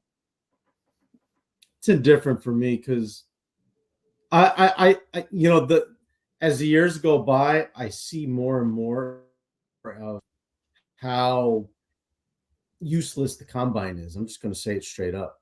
And the reason I say that is because let's put our GM hats on real quick, gentlemen. If you had the option to either watch a guy in t-shirt and shorts run 40-yard dashes and catch passes on drills, or sit down and interview with the guy and take a look at his medical history and ask him questions and kind of maybe waterboard him a little bit, I'd rather do that, because watching him run drills and all that stuff in t-shirt and shorts is not going to change my opinion on a player. So I think half the combine is dumb anyway. But I'd rather the part of getting to know the player, getting to know his character, getting to know how he thinks, getting to know what he sees, his vision on the football field. That's what I'm more interested in than, hey, let me see you, run this pattern, that you've ran 6,000 times in your life. Is that really going to be like, man, he ran that route so crisp, I'm going to draft the number 1 overall? Like, to me, I think that a lot of what the combine is it's pointless, and it's a sucker. Teams get sucked into falling in love with certain guys. It happens every year. Just like, I'll give you an example. Last year, I think the Colts got suckered into falling in love with Anthony Richardson. He was good this year. I just don't know how good he really is going to be. He was good this year, Cuervo, before he got hurt. The talent was there.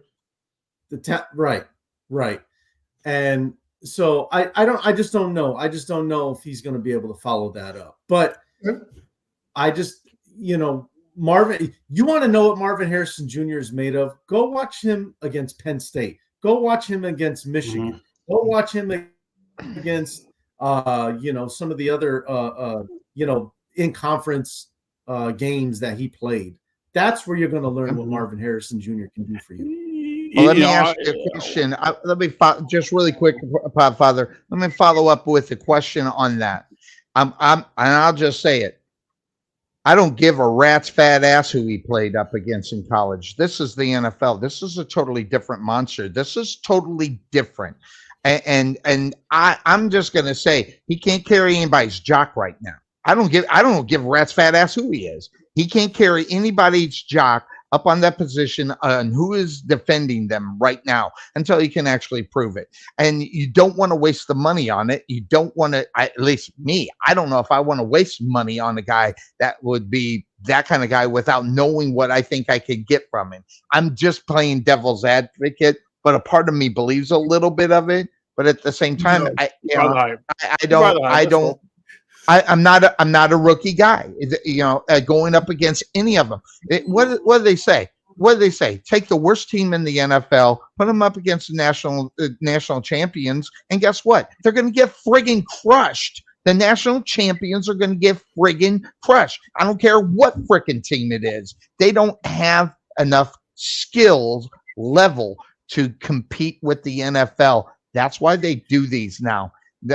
I get that's why, but I don't necessarily think combine is where they need to go. Just real quickly, I think the combine is good for players that are projected past the first round to see where they could possibly fit into certain schemes, systems, whatever else. Right? But I mean, for the most part, first round draft choice picks are the ones that generally go in the first round. Generally go in the first round. There are those who fall to the second, but the ones that generally go to the first pick in the draft, those players, unless a trade happens, they generally know where they're going to go. Okay, So I think the idea that those players being subjected to the combine, which, by the way, have you ever heard the schedule, what goes on at the combine? It's unreal. It's a 21-hour day for these players to get their system, to get their body ready for running drills. Running drills is all they're doing. I get it. You want to know how fast they run. You want to know how high they jump. You can find all that shit out in training camp. Okay? You do all that in training camp once you draft them. All right? I don't think your level of expectation is going to fall on them because, they ran a 4.5, not a 4.4. Well, shit, we had so much planned for him. He's a 4.4 guy. No, you don't have that. So I think the combine. I get where the combine is, but the fact the combine is heavily sponsored, heavily involved with those who make the NFL what it is money wise. To have the college players there is an idea. It's a great idea to have the future of the NFL, but I think it's more tailored to those who go second, third, fourth, fifth, sixth, and seventh, not the first round picks.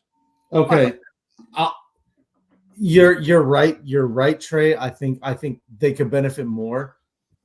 I think the better way to do it, though, is to invest more as far as marketing, advertisement, and having team Senior Bowl. That's where you're going to find out who's going to be, who can stand out. But because it's a college besides football game, your first round and your well-known second round projected guy. But because that's a college football game per se, and not anything outside of college football, and then doesn't have the NFL stamp on it. That's why there's so much put on this, because the combine being the end-all be-all for the rookies. The NFL needs to put their stamp on the Senior Bowl. But they're not going to play in the Senior Bowl. Their money's too wrapped up.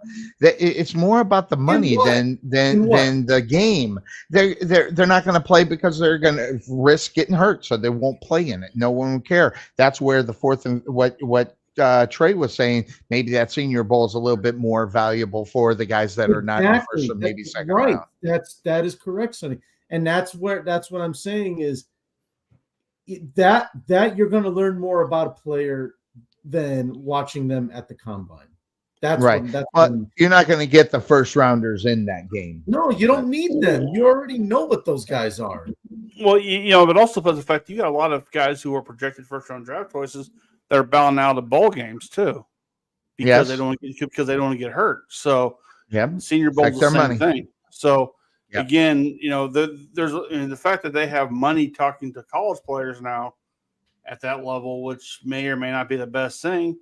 I mean, we can debate that till we're blue in the face. But I mean, the fact is that there's so much that goes into these players being a part of the combine. Remember, they're not getting paid for that. Okay, now you're paying college players. So with NIL money, so. Not as much, but let's face it, you have players coming into drafting the NFL that are already millionaires because of what they made in college. Some of them, yeah. So I mean, not a lot of them. You're right. But what's the intrigue for them to go out there to Indianapolis and run a drill and waste their valuable time? For the guys that are second, third, fourth rounders trying to increase their stock, I do see a lot of benefit in going to a combine like setting, because they're later round guys and they might not be able to get the type of NIL dollars that other teams are getting. I just want to say overall, let me clap for the Podfather and Cuervo for bringing nuance to the combine conversation, because we all knew from the Facebook chat we were going to get old man Sonny yelling at the cloud about beard helps because someone doesn't. Now, I will say, Cuervo, be a person of your word. If you say you're going to talk, show up and talk. I'll say that. If you say you're going to do it, Marvin Ayers should have did. He shouldn't have skipped out on it.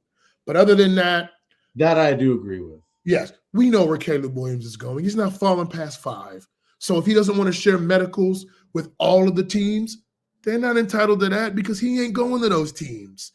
He probably shared medicals with the 1 or 2 teams that he's going to take because he's going 1 or 2. And he has every right to do that. But we all know fans like Sonny Clark, it's like it's no running quarterbacks. Do everything the team asks you to do. Don't have any autonomy for yourself. you're just a number with a jersey. That's Sonny Clark yelling at the cloud. But life is more complex than that. And thank you, Cuervo and Podfather, for bringing sensibility to the conversation. It's going to start going this way as people have a little more power and are seeing that the combine, while cool for us, ain't cool for them. Hey, as a fan, it gets the season started for the next year. Right? It's so's the draft, right? But that's just a big song. It's a big song and pony dance, the whole thing. It just like it's all just the dog and pony show, right? Thanks, sir. It's early. I'm sick, but I mean, look, there all this stuff going, all this clamor coming around the NFL. You're going to start, and it's funny because it all starts, but then it goes away. Yeah, until training camp. Yeah, then we have to wait, and then we have to wait and wait and wait and wait. Then finally it's here. Then we got 4 weeks of hell until we see real football games. We bitch about it. So it is what it is. It is what it is. By the way, I can give a rat's fat ass about the combine. I don't watch it. I don't even listen to it. I don't care. Just care about if the team. No. I don't care about the combine. I care about whether overestimating the value of freaking rookies. I don't give a rat's fat ass about the combine. I don't care. But no rookie. Screw the rookie. Now that's the old school Sonny talking, and I get it. I don't care about rookies because there's only one last year that was worth the shit. Only one. All right. So I'm just saying it. So but remember this, Sonny. Everybody starts off as a rookie. All your best players start off as a rookie at one time or another. That's right. So I don't care about it. You're right. So if you get invested in them as a rookie to see where they progress from there, or if they degress from there or regress, then from there you get to see the value of that player. Completely agree with you. I'm not even arguing that point. I'm just saying. Like Mac Jones.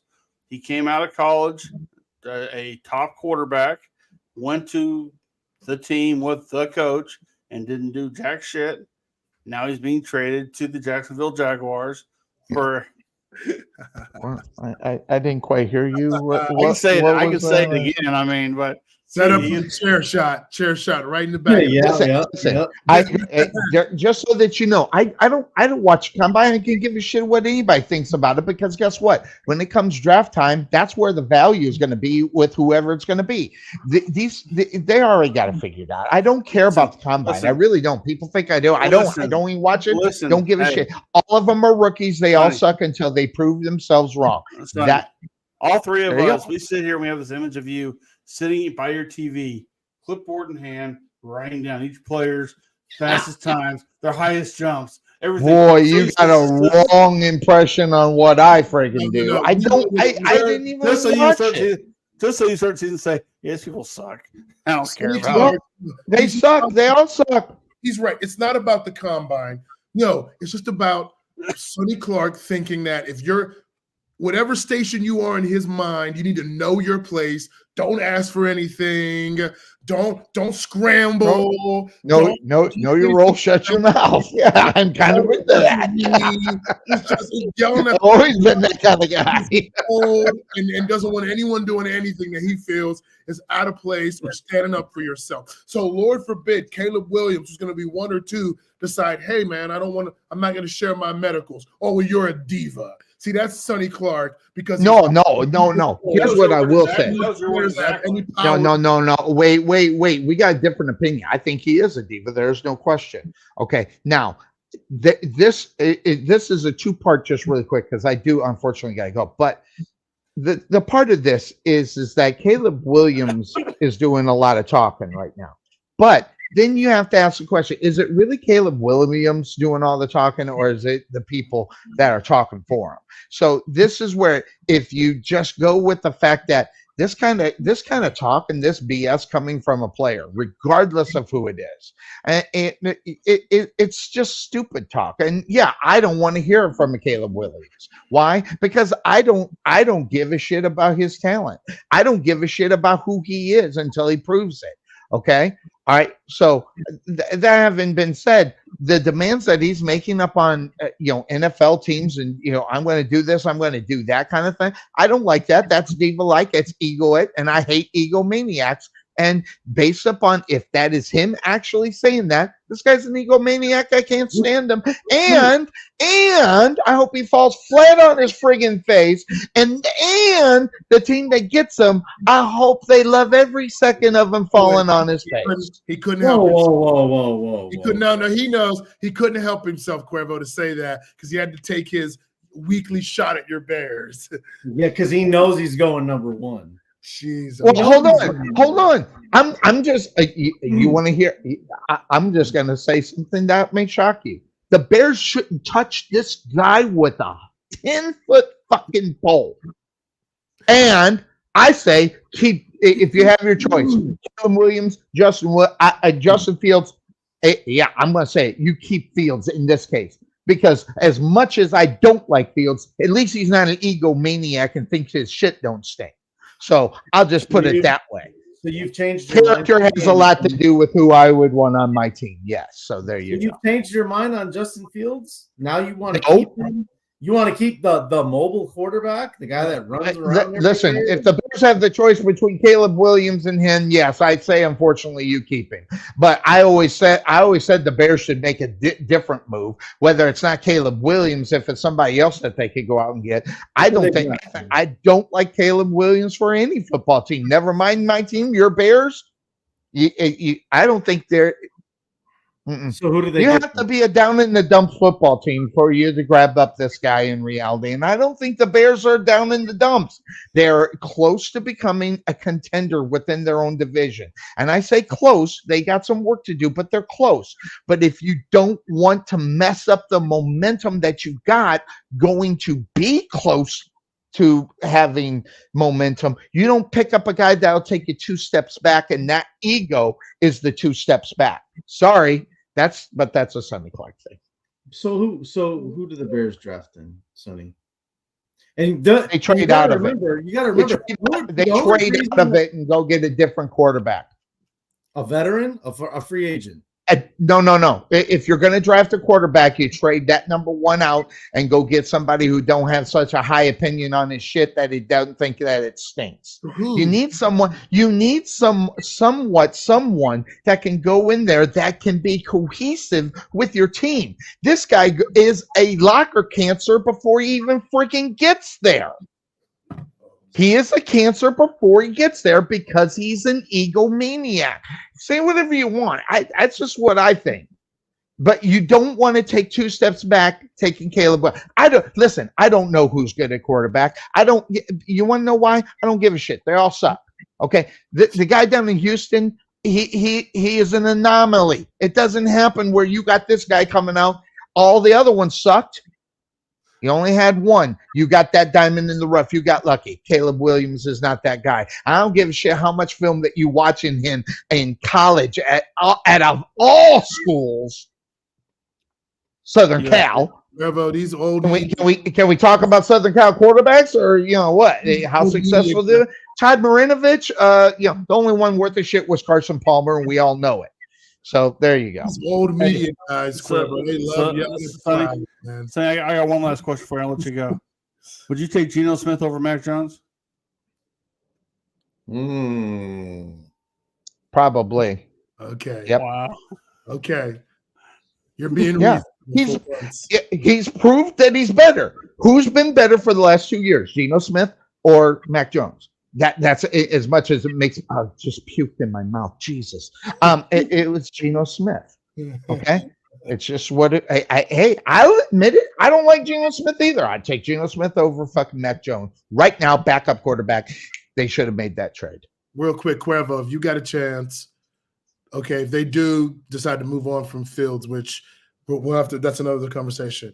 You want Williams or you want Jaden Daniels? Caleb Williams. Okay. You want Williams, the egomaniac for your football team. I want the egomaniac. You want the egomaniac. I want the. He got a personality for you, that's for sure. I want the. That's true. Well, there you go. Your personality of being a jackass. But there's a cancer already in the locker room. So real quickly, who's the face of the Bears right now? The face of the Bears right now. That's a good question. Jeez, Podfather, you're pulling it out of the arse today. Good job. That's a good question. I mean, right now it is Fields. It is. But so if you have Caleb Williams as a quarterback of the future for the Bears, God forbid, but let's say you have that, and he's your face of the team, right? Yep. So the team rides or dies with him, right? Yep. You cool with that? I'm cool with it. Question. The follow up on it. You take Williams with the number 1 pick. Do you get rid of Justin Field? I think you find because out what you can't have both of these guys on your football team. Everybody makes it sound like you can't, but you could. You could. Let's be honest though, that's going to be a really awkward, uncomfortable situation because I don't think one pushes the other. Yeah, because you got to worry about the ego of Mr. Williams. You know, he might get hurt. Something might make him cry, and you can't do it anymore. It's hurt. Cuervo, you better get ready. You're gonna hear if you make this move, you may get rid of Justin Fields. This is all you're gonna hear. I think they should keep Justin Fields over Williams. Trade out of that number 1 spot. Go get somebody that can help your football team and not be an egomaniac to it. Who should they go get? I don't listen. I'm not claiming I know the answer because I don't even know any of them because the only one they're touting is this guy. I don't even know who they are. I'm saying I'd rather have the top 5. I'd rather have the other 4 than Williams because I'm hearing way too much of his bullshit that I wouldn't want him on my football team. No, Cuervo, what Sonny's really saying without saying he wants you to go get Kirk Cousins. That's what he wants. That's what he wants. That's what he wants. Ooh. That's what he wants. I would trade Justin Fields. No, trade all those picks, trade down, and go get Kirk Cousins. That's what he wants. I'd rather have Kirk Cousins than Williams. I'd rather have Kirk Cousins than Williams. Of course. Yeah. That's no. What he wants you to do, he wants Kirk Cousins. Then go get just saying listen, I'm old school. I admit I'm old school. I admit that I'm wrong most of the time. But I don't want to hear from guys like Williams who hasn't done jack squat. And I didn't put the thing on there for you. I just said it myself. He hasn't done jack squat in the NFL, and they're already touting this guy like he's a freaking Hall of Famer. And that's what the media and everybody who talks about guys. And guess what? Basically, he's getting the Lamar Jackson treatment.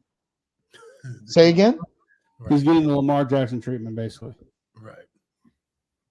Why are you muffled? Why all of a sudden I can't hear you? I turned to the side. I'm sorry. He's basically he's getting the Lamar Jackson treatment, basically, by the NFL or by the media. I can't. Say it one more time. Lamar Jackson. He's getting the Lamar Jackson treatment from when he came out of college. I agree. Because there was a lot of hype around Lamar when he was. There was, and there was an insult. Did he go in the second round? Am I incorrect? The first round. They traded, but it was low, right? Okay. Oh, okay, got it. Okay, but yeah, pick. but I, I'm just one. I just don't want to hear about how great he is from his own mouth. I'd rather hear from real people. And I don't like that. And I know I'm not of the new school. I know I'm wrong in their minds, but I'm telling you right now, you ask anybody over 50, I'm right. So there you go. Yeah. so I'm going to hang out with my guys at the over 50. I haven't really heard Caleb talk much, but in that scenario, if they draft Caleb and keep Fields, that's going to hurt. It's going to hurt Fields' ego more than it is Caleb. He's the one that's not going to be happy about it, as opposed to unless Fields goes somewhere tomorrow. Wait, do you think Fields is not aware of what the hell's going on? So you think it would hurt his feelings? I'm just asking. I'm not saying I know. I'm asking. You think that would really hurt his feelings? Why would he give a shit? He already knows what the situation is. He's on the edge anyway. It's not like they haven't been talking about this for the last 8 months, right? I mean, come on, let's get serious here. Justin Fields knows where he is. Are you going to hurt his feelings really by taking Caleb It already Williams? has, Sonny, and it's on video. Are you familiar with okay. I believe you. Are you familiar with the St. Browns, their podcast that they have? It's called like I'm familiar with it. I've only seen like a half an episode. They had Justin Fields on there. Did they? Okay. 2 or 3 weeks ago, I want to say now. And because you guys probably heard about it. There was this big, ruffle about the fact that Justin Fields unfollowed the Bears and the NFL on Instagram. So everybody heard that. Oh my God, what does that mean? Like everything is an encrypted message, Hey, Bryce is wearing a camouflage T-shirt right now. Oh my God, what does that mean? Does that mean he's going to a military base today? Oh my goodness! Like, what are you talking about? So he went on their podcast and he's like, well, the reason I'm going on vacation, I don't want any football stuff on my timeline, blah blah blah. But then he started talking about Caleb, and he was like, yeah, I just want this to be over, man.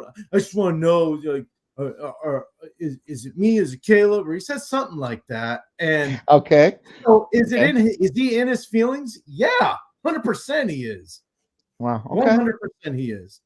Well, I believe you. I'm just saying I can't believe what's been going on for the last 8 months. Why he would even give a shit? I guess I don't know. You think about throughout Justin Fields' entire football playing career, he's always been the best at his position at whatever team he's been on, right?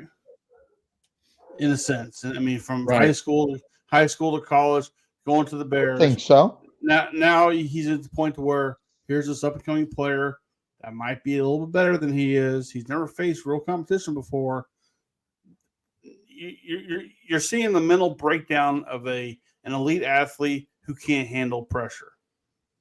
And I think one time, not to cut you off, Trey, but the one time that he did face real competition, he transferred. Because if you remember, he started out at the University of Georgia, and then he got beat out by, I think it was Fromm or somebody like that back when he was at Georgia. So then he transferred to Ohio State because it was kind of the easy way out. So in a sense, he knows how to take his ball and go elsewhere. Okay. Yeah. So the thing is that's today's athlete. I mean, it starts in college. When the whole transfer portal thing. Well, I'm not going to be able to start. I'm going somewhere else. Right? I mean, it all starts there. So these players don't know what it's like to have adversity still in their face and how they fight through it while they're there. They just don't take their ball and go elsewhere. Their ego. So the ego. So now you have this up and coming rookie player from USC. Say what you want to about USC quarterbacks. I know they don't have the greatest lineage, but neither those OU quarterbacks either. So except for now Baker, but or Kyler Murray for that matter now. But I mean, the thing is, you have this new player coming in, possibly could be your quarterback. We don't know because nothing's been finalized. I can see where Justin Fields is sitting there going, and I'm not saying he's right about it because clearly, as an athlete, you prepare for competition regardless if it's on the field or off the field. That's just that's the nature of the beast. That's being an athlete. As a pro wrestler, we always worry about our spot. We always worry about who's going to take our spot, whether you're a manager or a wrestler, who's going to be there to take your spot and how you're going to be able to go beyond them.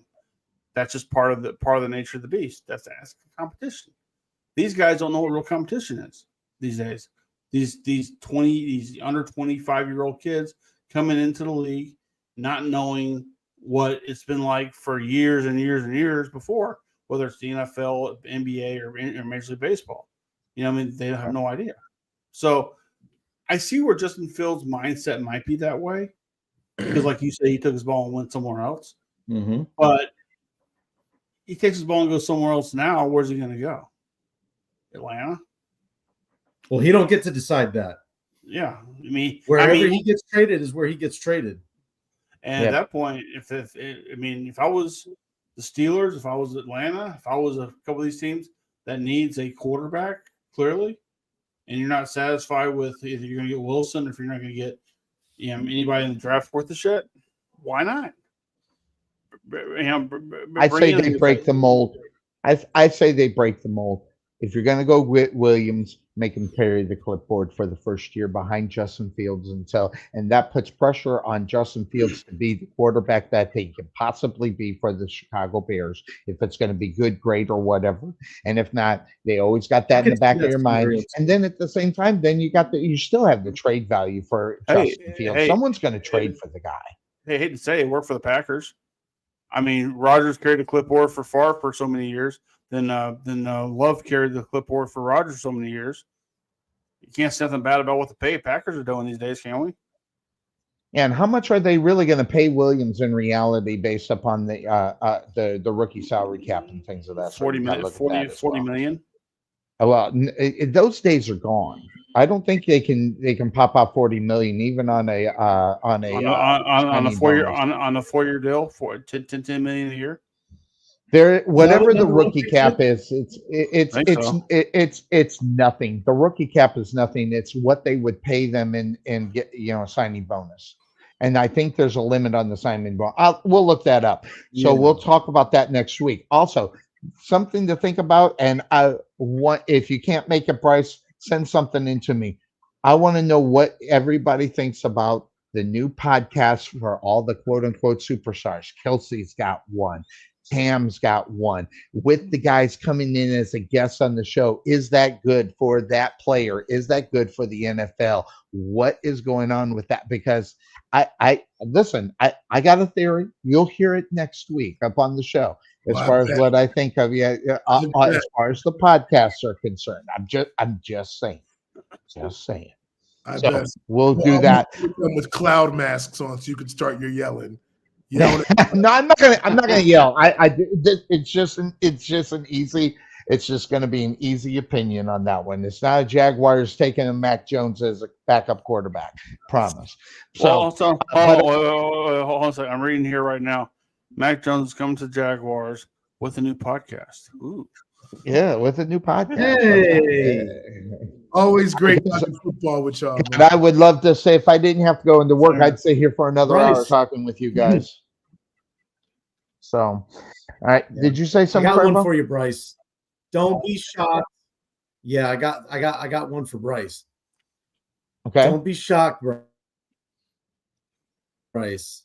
If you start hearing a lot of stuff about the Pittsburgh Steelers and Ryan Tannehill. Don't be shocked. Could happen. There's a connection there. Well, yeah, it could happen with Arthur Smith again. There's a connection there with Arthur Smith. So see. All right. That'll do it for us, everybody. Have a great day. Thanks for joining us on the Today's Sports Show. 9 to noon next week as well. We're out of here. Cuervo for Bryson Brooklyn and the Podfather, the worldwide Podfather, and the fine co-host of this program, Sonny Clark. Everybody have a great day. Everybody.